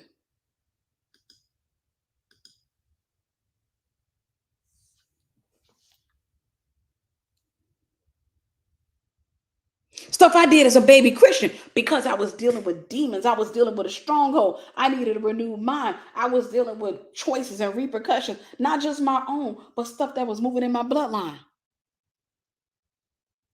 Meet the next guy, marry him. Oh, life got harder after that. But you know what? I thank God because at that I was already on my journey with Christ. That marriage, I grew up.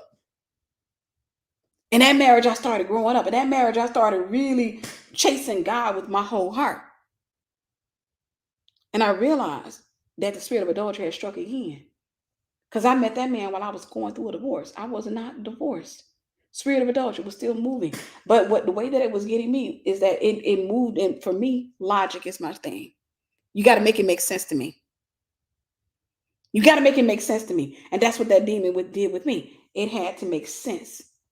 It made it make sense to me. Why I gotta sit up here and live in my mama's house? I had lost my house and lost my car, lost everything that I had because of this man.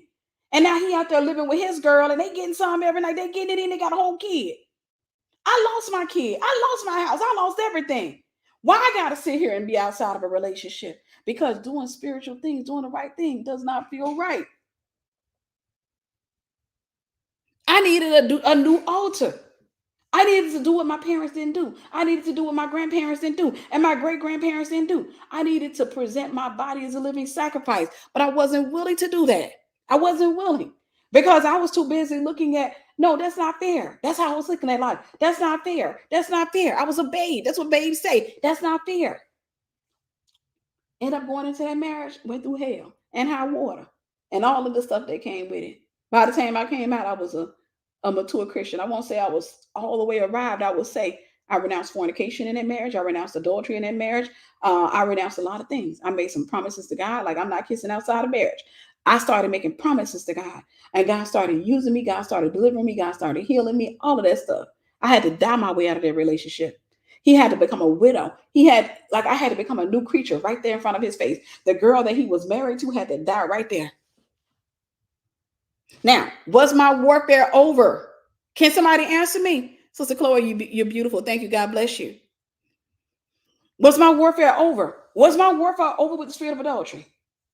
Can somebody answer me? Was my warfare, did it end? Now, let me tell you something about demons. They are more persistent than any ex that you ever had. They are some persistent boogers. They are some persistent boogers. So this is where I get into the part where the devil started destabilizing me to bring me back into bondage because he's doing it to some of y'all. He started destabilizing me. Now, mind you, at this time now, I love the Lord. I done surrendered to God. I'm really living for God. I'm writing books. I'm doing all the stuff God told me to do. I am in my purpose. 2015, I finally heeded the prophetic word that God wanted me to move to Georgia. I moved to Georgia. I moved, and I'm over there. A lot of stuff started going wrong. Like I started questioning whether or not God had sent me. On one hand, I'm like, well, this is the evidence that God sent me because the devil was attacking me. And on the other hand, I'm like, maybe it wasn't my season. So I was driving a Forenza. My car started breaking down. I never had any problem with that car. Car starts breaking down. Mom gets diagnosed with cancer again. Business slows down. I done spent darn near every dime I had trying to come to Georgia. I had like $2,000 left in my account. That was the equivalent of 1 month's rent, 1 month's rent of utilities. Sister Elizabeth, you're beautiful. Thank you. God bless you. God bless you. Nothing seems to be breaking. I was losing relationships. Nothing seemed to be working. I couldn't figure out for the life of me what was going on in my life. I felt like I was doing everything right. For the first time in my life, I felt like I was doing everything right, but everything seemed to be breaking in my life. I'm telling you how demons work. They will destabilize you. They'll use whatever measure of access they got. The enemy destabilized me. Then I get this prophetic word about this man wearing a doctor's coat, this husband of mine. I'm like, oh, come on, Lord. He's supposed to be coming. I had another prophetic word, so I was going to be married by the end of that year, the whole 9 month of October or November, somewhere late in the year. I get an inbox message. Guess what the dude was wearing? A doctor's coat and a stethoscope. He says, woman of God, and it's an ex of mine. This is not any ex. This is some dude that he was my first side piece job. I don't know any other word to say it. I was 18 years old. I was hanging around women that were like 23, 24, 25 when I was 18 years old when I met this dude.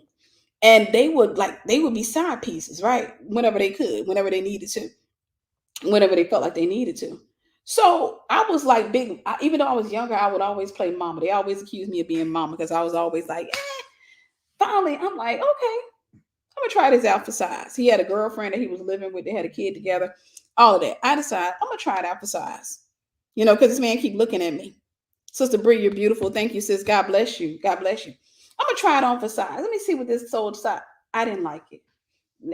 Yeah, 10 out of 10 didn't like it. It was a 2 out of 10. I was just mad. I was like, I can't do this side piece thing. So, and the reason I didn't like it was because in my head, I felt like if I'm gonna be a side piece, we're not supposed to be serious. Dude was getting serious.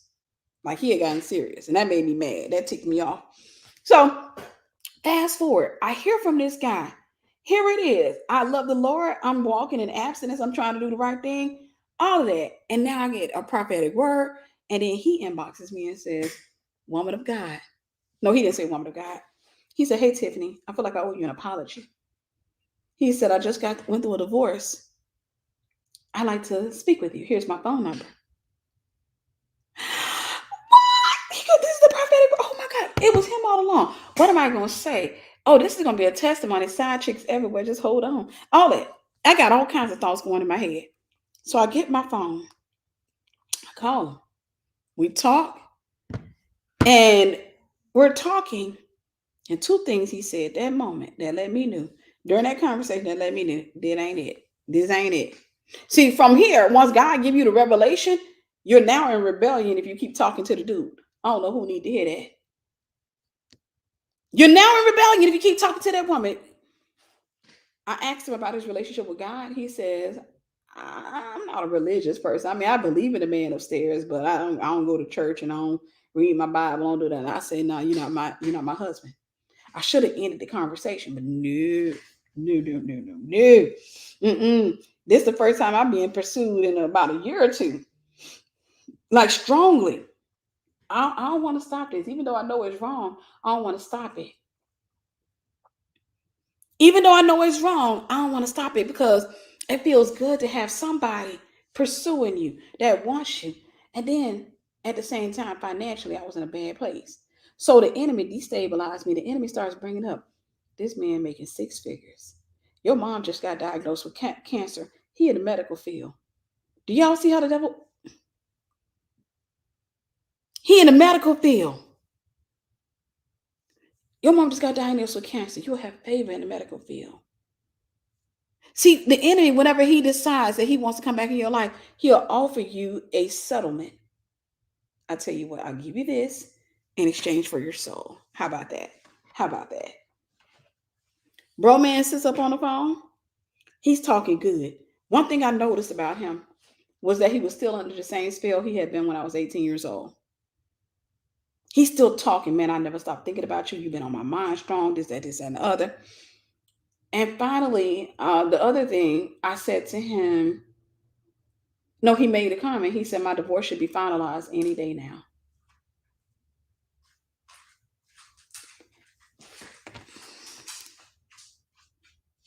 Hold up.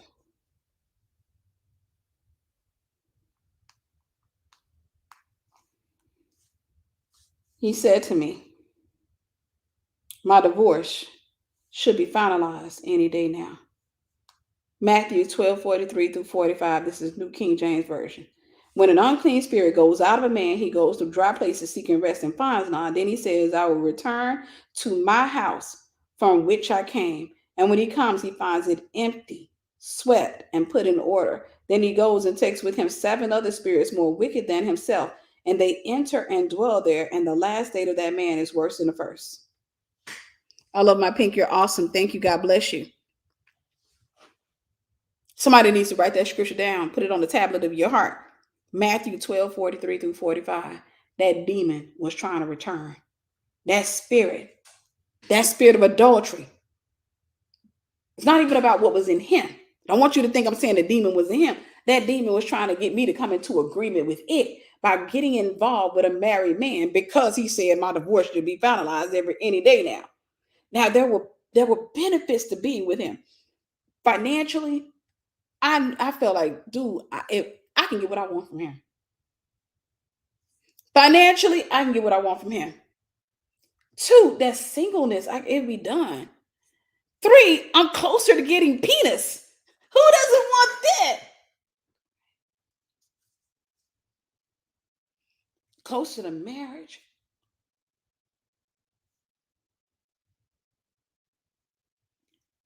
And I had to sit there with my bank account bleeding, with my mother fighting for her life. And I had to make a decision because every breakthrough comes with a crossroads. It comes at an altar. There's typically two altars, and something got to get sacrificed. Something got to get sacrificed. I'm at that altar. I can choose this, and we'd be married in no time. I never forget what he said to me the day that I really had to hound down and like, I can't talk to you. He said, he was like, yeah, I know I'm gonna marry you. He said, but you're gonna be pregnant before you get married. I've already told God that I'm presenting my body. That I'm not. No, I said, no, you, I said, that's how I know you're not the one. And I started going off. He said, okay, okay, okay, we can wait till marriage. I was like, no, it's too late.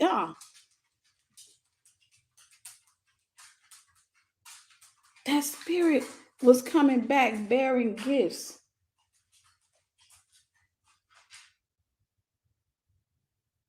It came bearing gifts.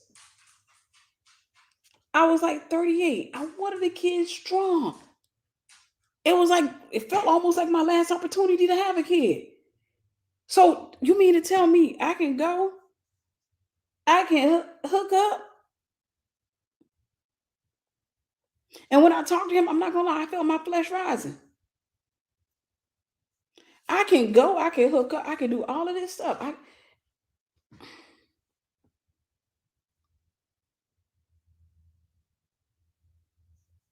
And I had to tell him to stop calling me. Despite all of his text messages, how I was making a mistake, how I was the one that, and how the man upstairs sent him, and we were gonna end up being in a nursing home. And while we were in a nursing home, they were gonna tell we were gonna get married at the age in our 70s, and they were gonna tell us, why y'all didn't get married? Y'all seem so loving. She let religion divide us. She did this and she did that.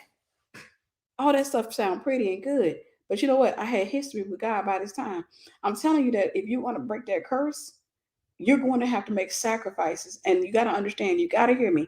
Sacrifices sound good, but baby, they're not easy to make. Genuinely, wholeheartedly, they're not easy to make.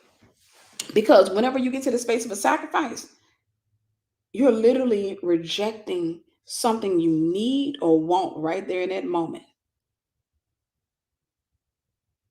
Some of y'all will break down for a pair of boots. Girl, I've been one of those Balenciaga 3000 since I get to 2008. And he talking about he gonna get them for me.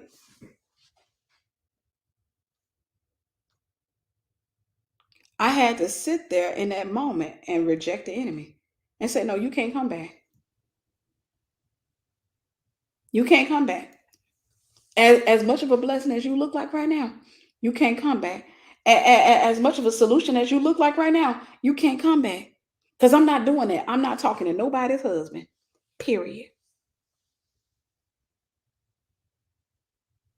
I don't care if your divorce should be finalized in the next 12 hours. I ain't talking to you. Even when the 12 hours is up, I'm still not going to talk to you because there's a process you got to go through. I'm not doing it. I'm telling you how to break generational curses. I'm telling you that it's going to require tears. So it's going to require you sitting back, looking at your bank account in some cases and saying, if I talk back to this guy, this problem will resolve. It'll resolve. Or you sitting there saying, though you slay me, God, yet will I trust you. I don't know how this is gonna go. And sometimes catch this. Sometimes your fear will come to pass. You may lose a house, you may lose the car, you may lose everything. But I am a living witness that God will restore, He will replace, and He will give you back 7 times what the enemy took from you. And greater.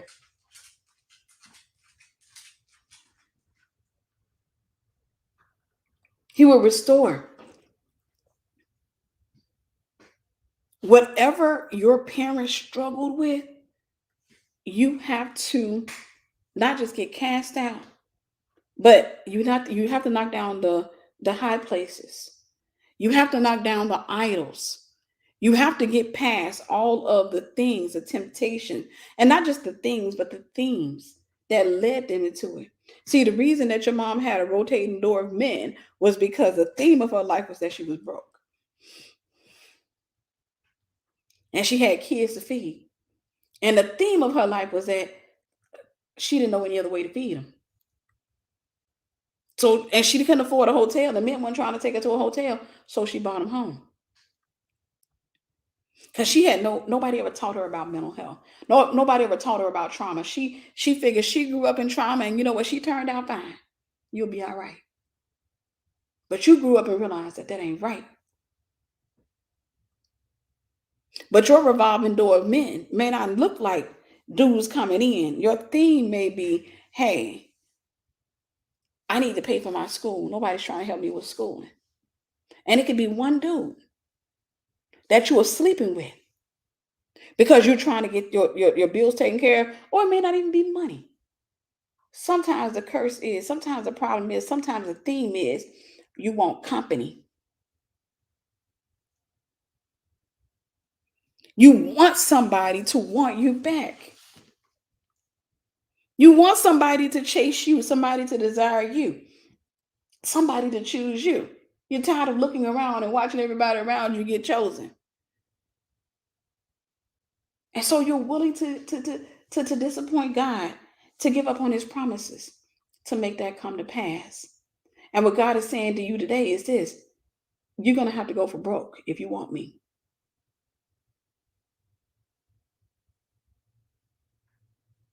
You're going to have to go for broke. If you genuinely want me, you got to put up an altar and you got to sacrifice your desires on that altar. You can't keep, okay, God, you can't Rachel God.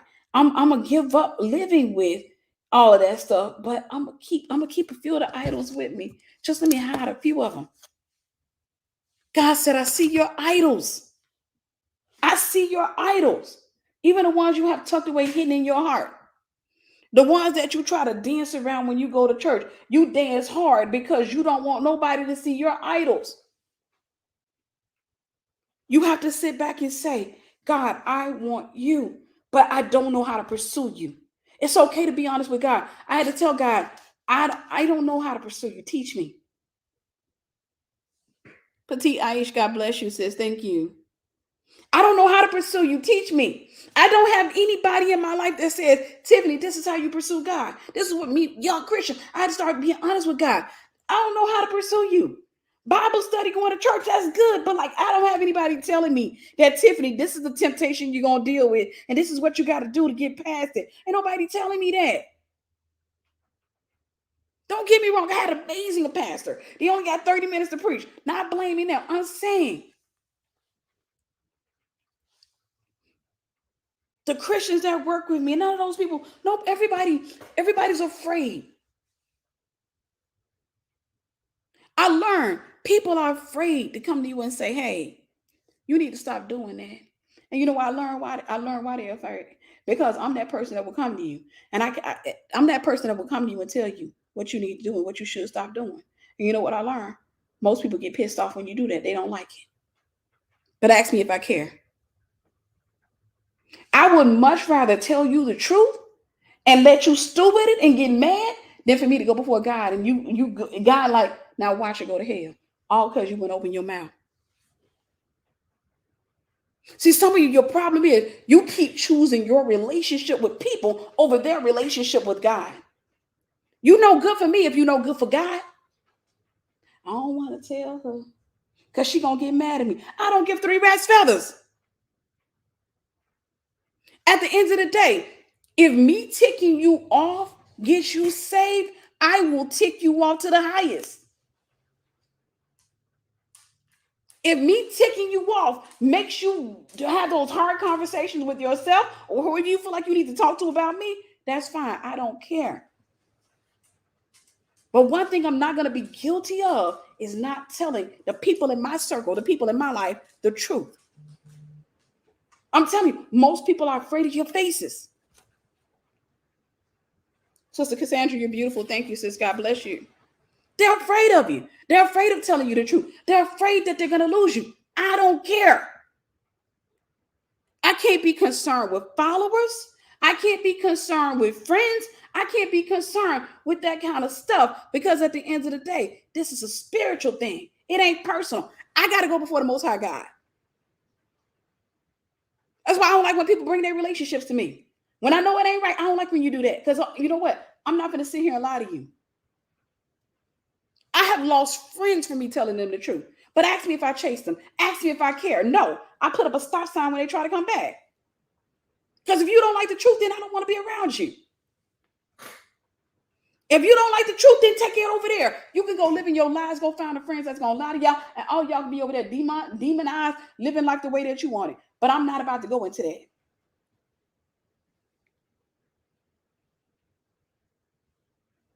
I don't know what deliverance video you're talking about.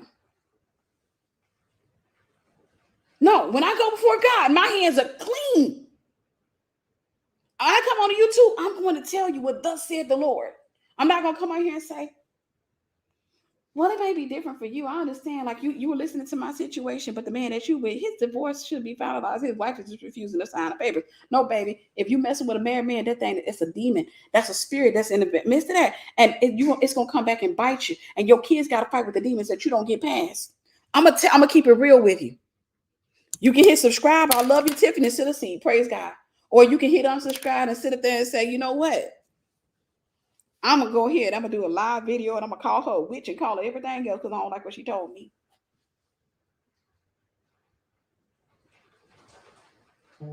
But there are some people that have lived that have been a part of my life, and they'll tell you they're surprised to see how much I don't care at the end. I care about you, but at the end of the day, one thing I'm not going to do is I'm not going to chase somebody into witchcraft.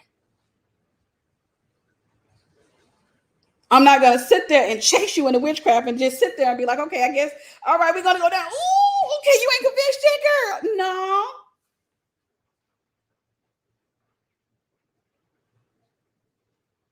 If you go into sin, it doesn't matter what your mama did. It doesn't matter what your daddy did. You're still repeating what they did. It may not look the same on you. It's just like we got different body types. The same dress that I can wear may look different on you. Girl, you may wear the heck out of that dress. Me, I might wear that dress look like I swallowed a Rottweiler. But their demons may look different on you when they manifest in you than they did in them. But generational curses are addressed when you confront one altar with another. You got to stop putting stuff on that altar. Stop feeding the enemy. Stop justifying his existence in your life. Stop playing the victim and get up and make your sacrifice. Get up and say, God, I put my body on this. You know what? I want this, but you know what? Not by my will, but by your will. I choose you over me. Because everybody wants to choose God over another person, but nobody chooses God over themselves. I choose you over me. If you say I'm not getting married, then so be it. Now, you said you get me the desires of my heart. Can we talk about that? Because I don't want. But I choose you over me. I choose your will over my will, your desires over my desires. I choose you over me, King of Kings. You are my everything. I choose you over me. You know why? Because he's good. You are here for a purpose. And you pervert your purpose when you make life all about you. And I've said this to people time and time again. I get ticked off thinking about what the kids got to fight with.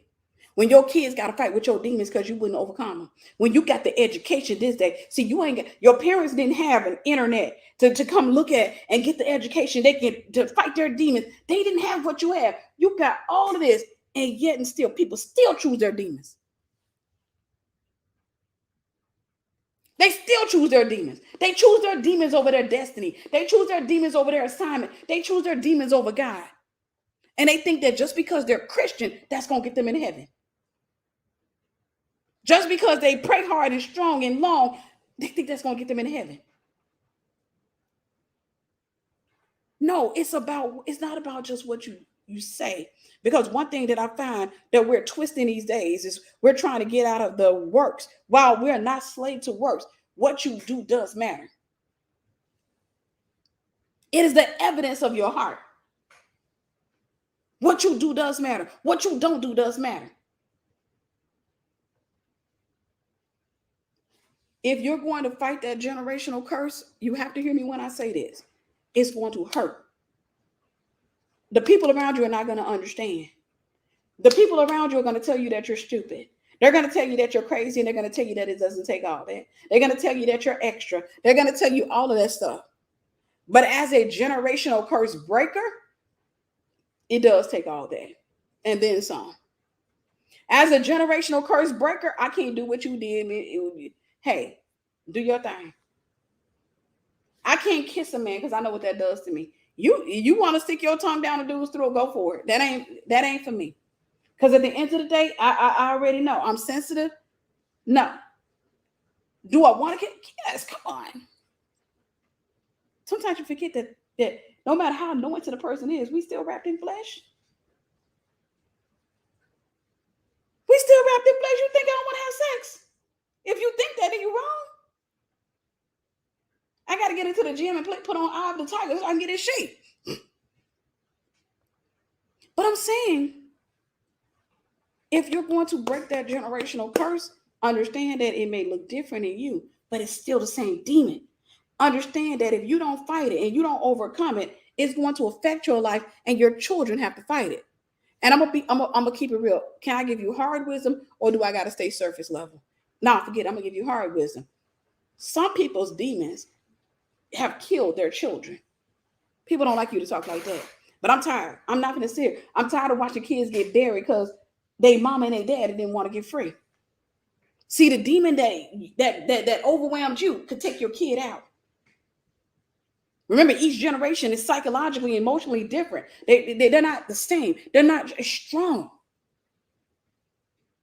So while you may have dealt with depression, when it manifests in your kid, it can manifest as deep depression that turns into suicidal thoughts.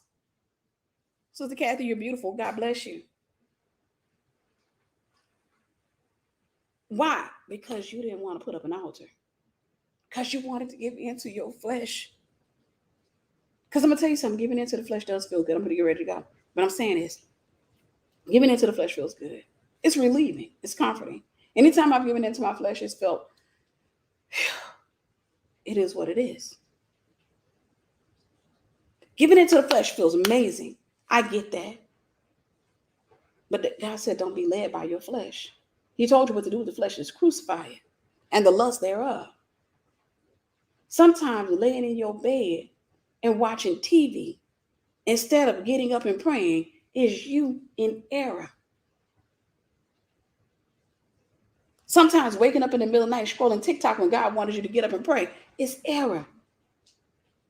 Using trauma as a justification to isolate yourself instead of going to church is error.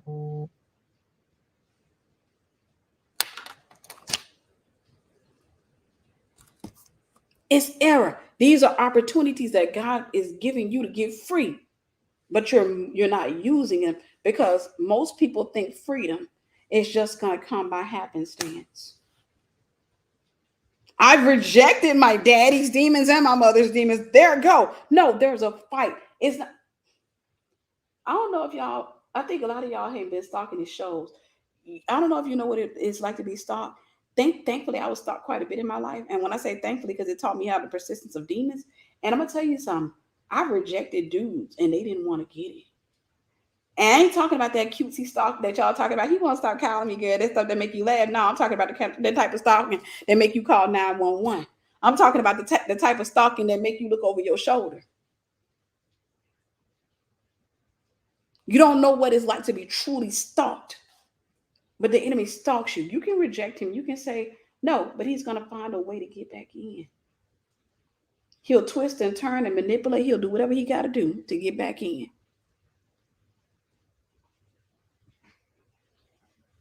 And you know his greatest weapon against you. And I'm going to let it go. I've told this to people. I'm going to keep sounding the alarm. And then you know what? Do with that as you please. Is your desire. Two desires that I've noticed that lead people into error, bondage, and witchcraft. Desire to get married and the desire to be rich. Sometimes even a desire to be famous. 3. We'll say 3. A desire to be rich, a desire to be famous, and a desire for marriage. They typically lead people into witchcraft because Satan will get you to push that desire up until that thing becomes a high thing in your life, and then he tells you what you need to do to get it. And then when you hear all this stuff that Christians like myself come and tell you that you're going to have to do, all these sacrifices, the devil says, man, it don't take all that. She just super religious. And you say, I don't like women like her. I'm just tired. Sister Sandra, you're beautiful. Thank you, sis. God bless you. God bless you. I don't like women like her. I'm just tired. Why she gonna tell me all that? I don't think it take all that. And you call your girlfriend and say, girl, I'm just,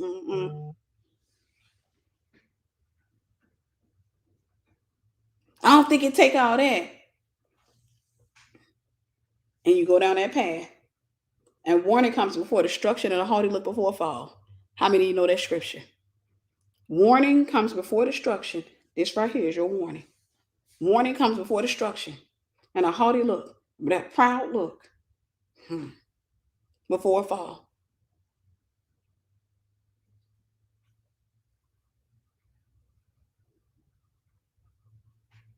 Haughty look before a fall. You do not have to play with your daddy or your mama's demons, your grandma's demons, or your granddad's demons. You do have to fight them, though. You're going to have to fight them. And it's going to require some altars and you doing what you don't want to do. But right now, I'm going to give you this. Tanner, thank you. God bless you. God bless you.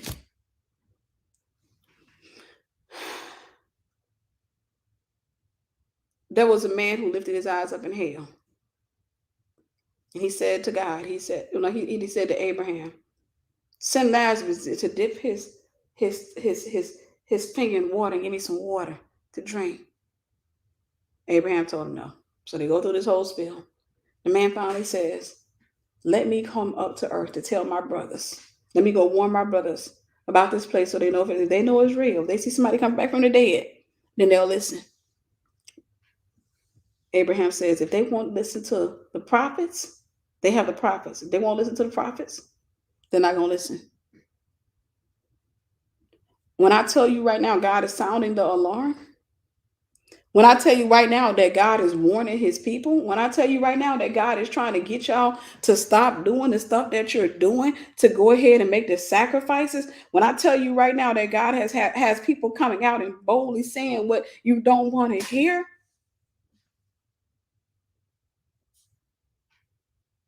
and yet you have all these voices around you saying it doesn't take all that. Girl, you can go to Beyonce concert. You can. You can go there with all them demons and you can pick up all them spirits. You can do what you want to do. But at the end of the day, trust me when I tell you, the warnings are coming.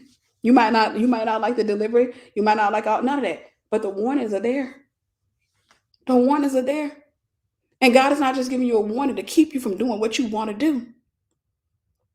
God is giving you a warning because he loves you.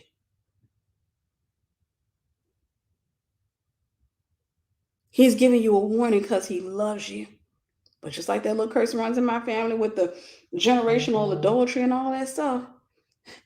You know what it's like to talk to an adulterer. Have you ever? I'll teach on surrender and submission. Yes, definitely. Another time.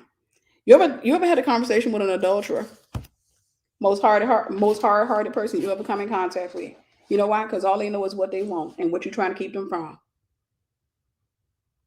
What do you think God calls this generation? What do you think God calls the last generation? When I say generation, I'm not talking about Gen Z. I'm not talking about millennials or Gen X or baby boomers. I'm talking about people that are on a surface this earth today.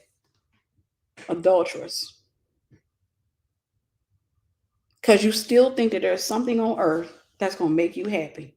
You still think that there's something on earth that's going to make you excited. I am 45, I think. And I'm going to tell you something. I have lived long enough to know there's genuinely nothing on this earth that can really satisfy a God-sized void. I've come to realize that God has to be your everything before he gives you anything. And I've come to learn that when he gives you everything, you become so content in him that anything he gives you doesn't have the ability to become an idol. I've lived long enough to tell you that ain't no house, no money amount, no car, no penis, no vagina, no lifestyle that is worth your soul. I can genuinely tell you that.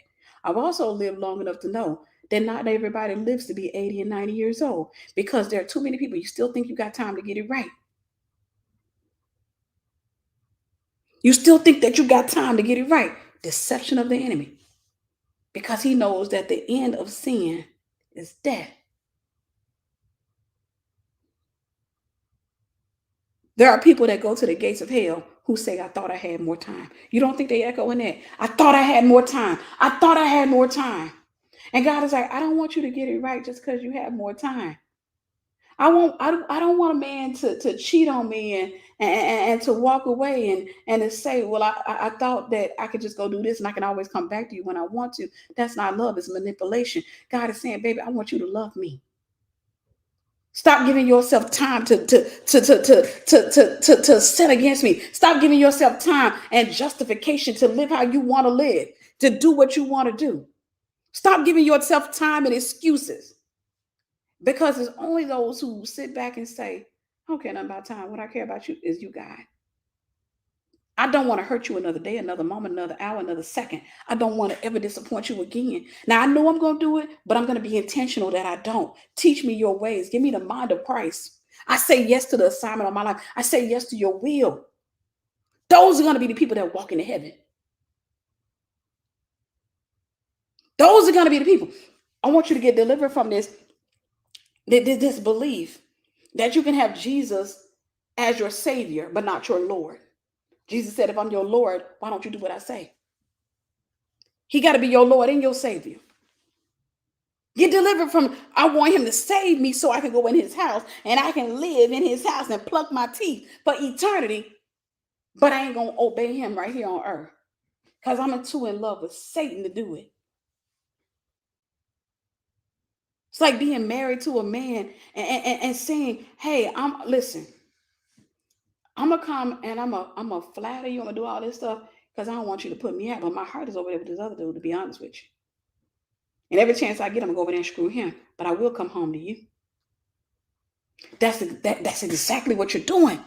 So many people are doing it. You're out here, you're in love with Satan. You're in love with the world. You're in love with what he has to offer, which, by the way, Satan really has nothing to offer. Everything that he has is stolen. Okay. Anyhow, you over here living for Satan, doing what he wants you to do, and then coming back to God on Sunday because you want to go in his house, because you want to live in eternity. You don't want to be in the fire with Satan. And Satan knows your loyalty ain't strong to him either. You don't want to be in the fire with me? You want the good times with me? God knows your loyalty ain't strong because you want to get in my house, but you don't want to go through sacrificing your flesh for me.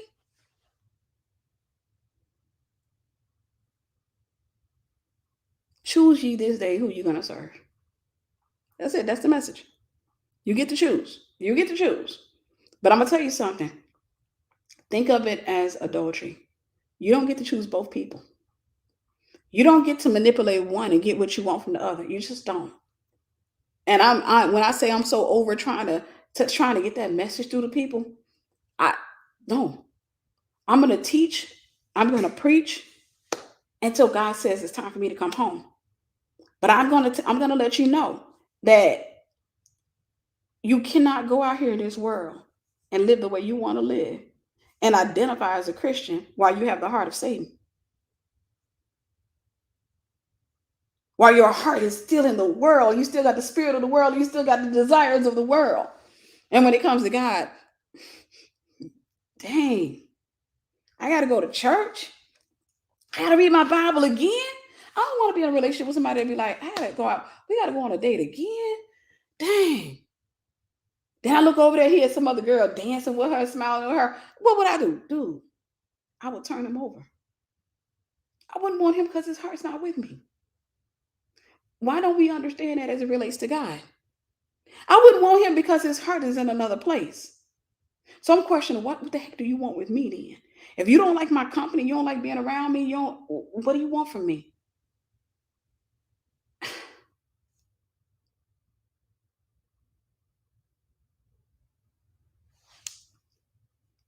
I'm just saying, what do you want from me?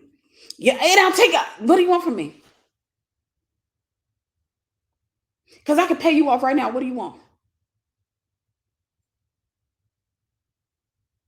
I want to be with you. No, no, no, no, no, no, no. Physically, that's what you want. But spiritually, that's not what you want. You want to be with me for eternity. I'm not talking about that. But where is your desire? Where does your desire lie? Yeah, you see, you keep looking over there. I remember being a baby Christian, and I'm going. And I remember looking at people and just seeing the joy in their eyes when they look over at the world, at Christians, the glare, the gleam, this spark they got in their eyes. Then when they came to the church, they're like,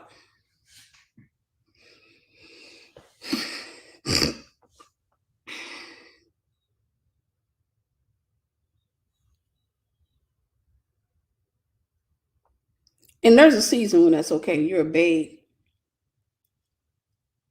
But at some point, you're no longer a babe, even if you deceive yourself into believing that you are. You're in the spirit of rebellion.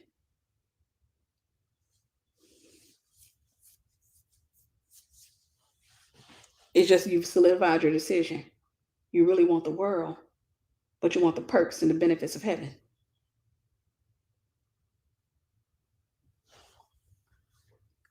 The link to sow. Post up the link to sow, guys. The Cash App and the PayPal and the Zelle as well.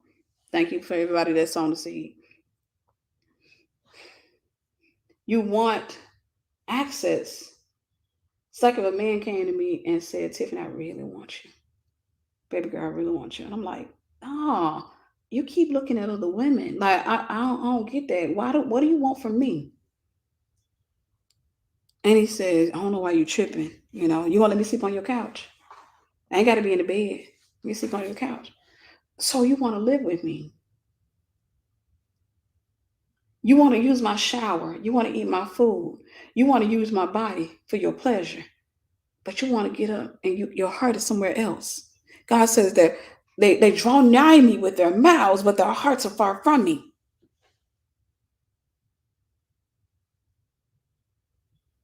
You want to come in here and you want to have all the benefits of me, but you don't want to love me back.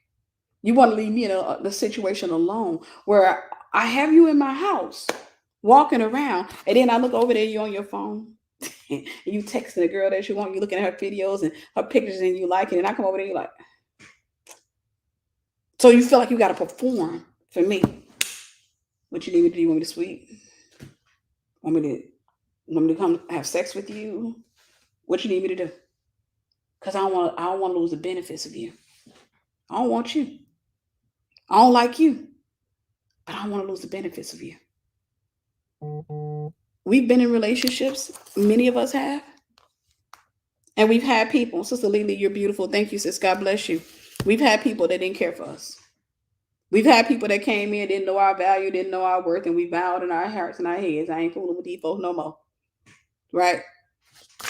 We sat back and we thought about how horrible it is to have people in our lives that didn't see our worth, that didn't see our value. It's a horrible feeling.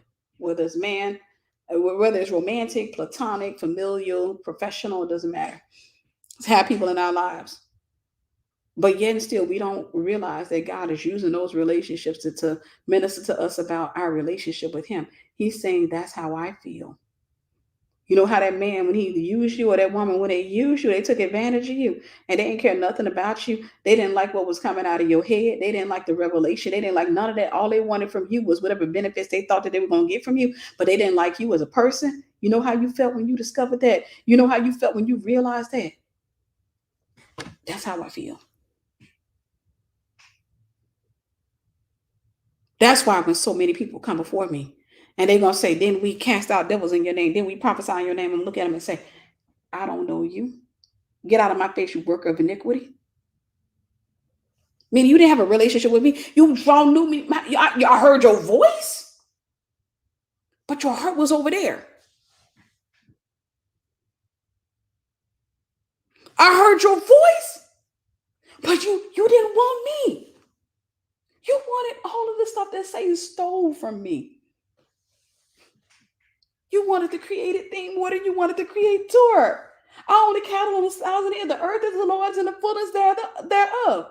Everything belongs to me. But Satan stole it by stealing it from my people. And now you're chasing all of these people who were chasing him with their stolen stuff. And you are letting those people, you've made an idol out of that. But yet you did call yourself a Christian. You did come to church. You confess Jesus as your Lord and Savior, but you're only identified him really as your Savior. And now you got the nerves to stand before me talking about some okay.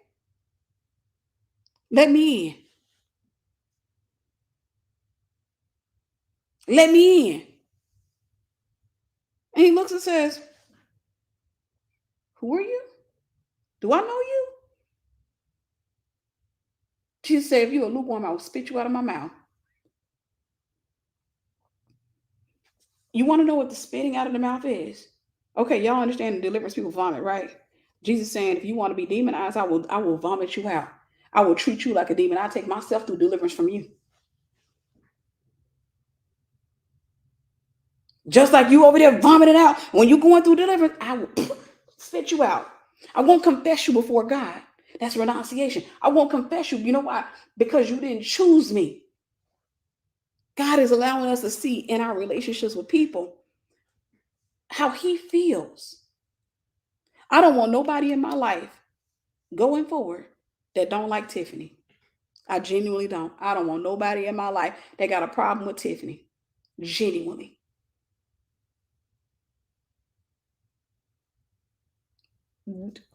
Because I know my worth. They got to know my value and say, this is a blessing right here. They don't know that I want them in my life.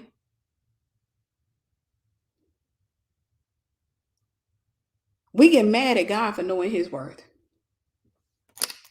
That's a note I'm going to end on.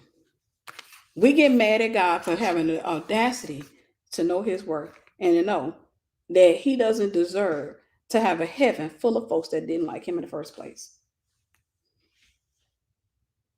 People that wanted the gold paved streets, people that wanted the houses and the cars, they wanted to live in the mansions in heaven, they wanted all of that stuff, but did not want him.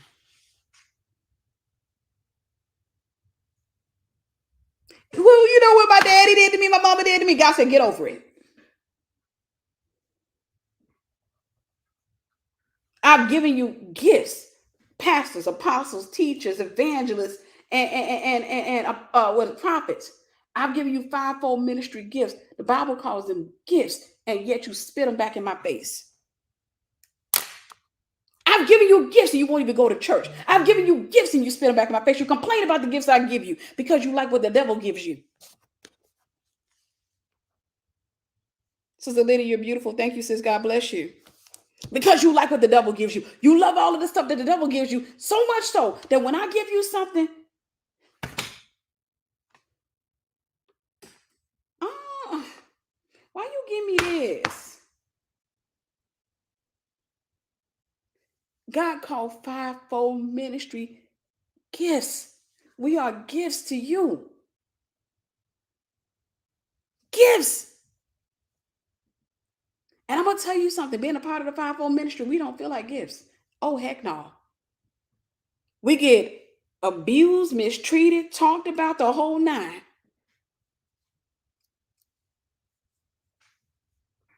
Because we got the audacity to not partner with you in your demon.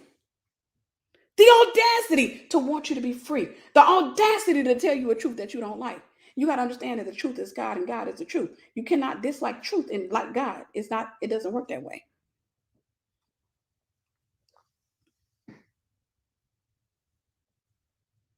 You got the audacity.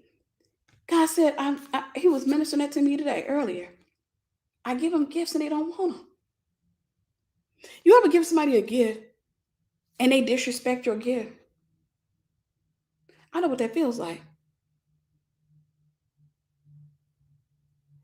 God said, that's what I feel like when I give them a gift and they got the audacity to look at it and be like,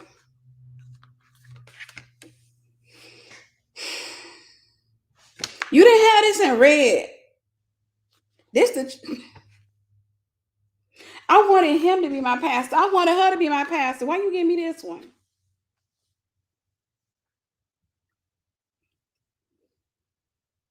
I'll come back to it later.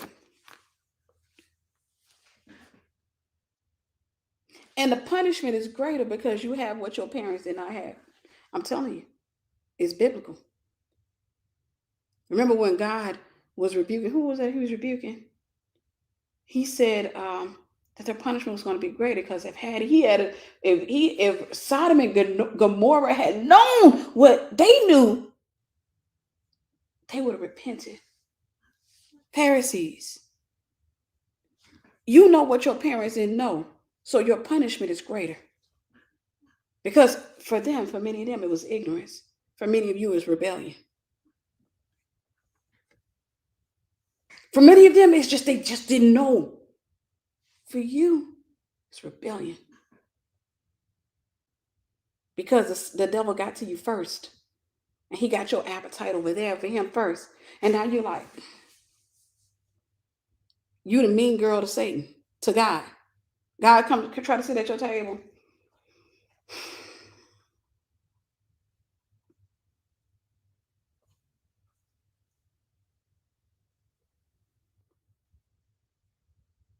And God is saying, I'm the type of God that you're just not going to love immediately because of your iniquity. So there has to be a pursuit. Go, oh, taste and see that the Lord is good. There has to be a pursuit. And when you pursue me and you see that I'm good, you will come to love me over the course of time. And he said, perfect love, which means mature love, casts out fear. So you will mature and you will come to love me, and then we'll have a great relationship. And then you won't want the devil no more, but you won't read your Bible. So how you going to get to know me? You won't read the note I wrote to you. How you going to get to know me when you don't want to come to church? How you going to get to know me when you don't want anything that's spiritual? But you want to pray. You know why you want to pray? Because you want benefits.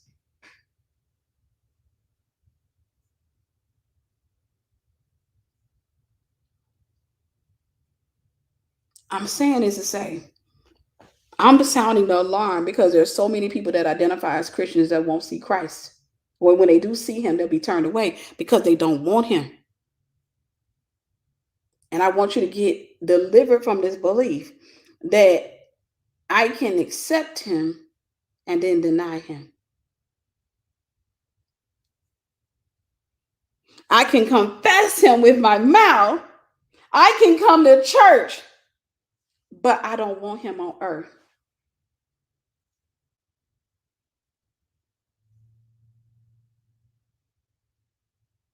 I don't want him on earth. Clean those people from your life. I'm telling you, and this is biblical. Walk in ministry, but be mindful that everybody in your life, there needs to be a hunger for God, because the people around you do affect your hunger. Ask Solomon.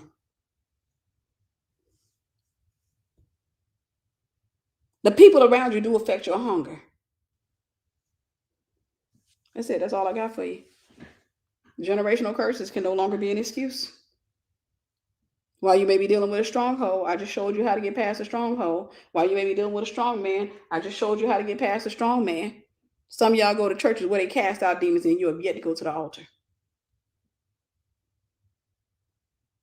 You got Bibles that you don't read, and there are people out there in a lot of countries that are begging for Bibles.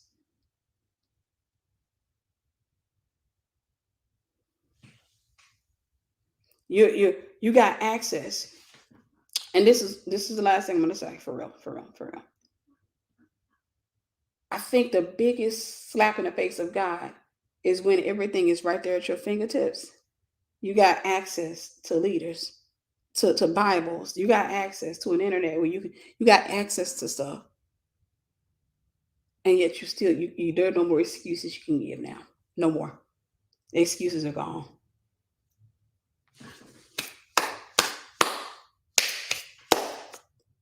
That's what my hand's gonna look like right there. No blood on my hands, God. I told them what what you wanted me to say. I wash my hands. You get to make the choice. Choose ye this day. You make the choice. But you can't keep making excuses. Can't keep saying, God, it's just hard. It's hard for everybody. We all wrapped in flesh.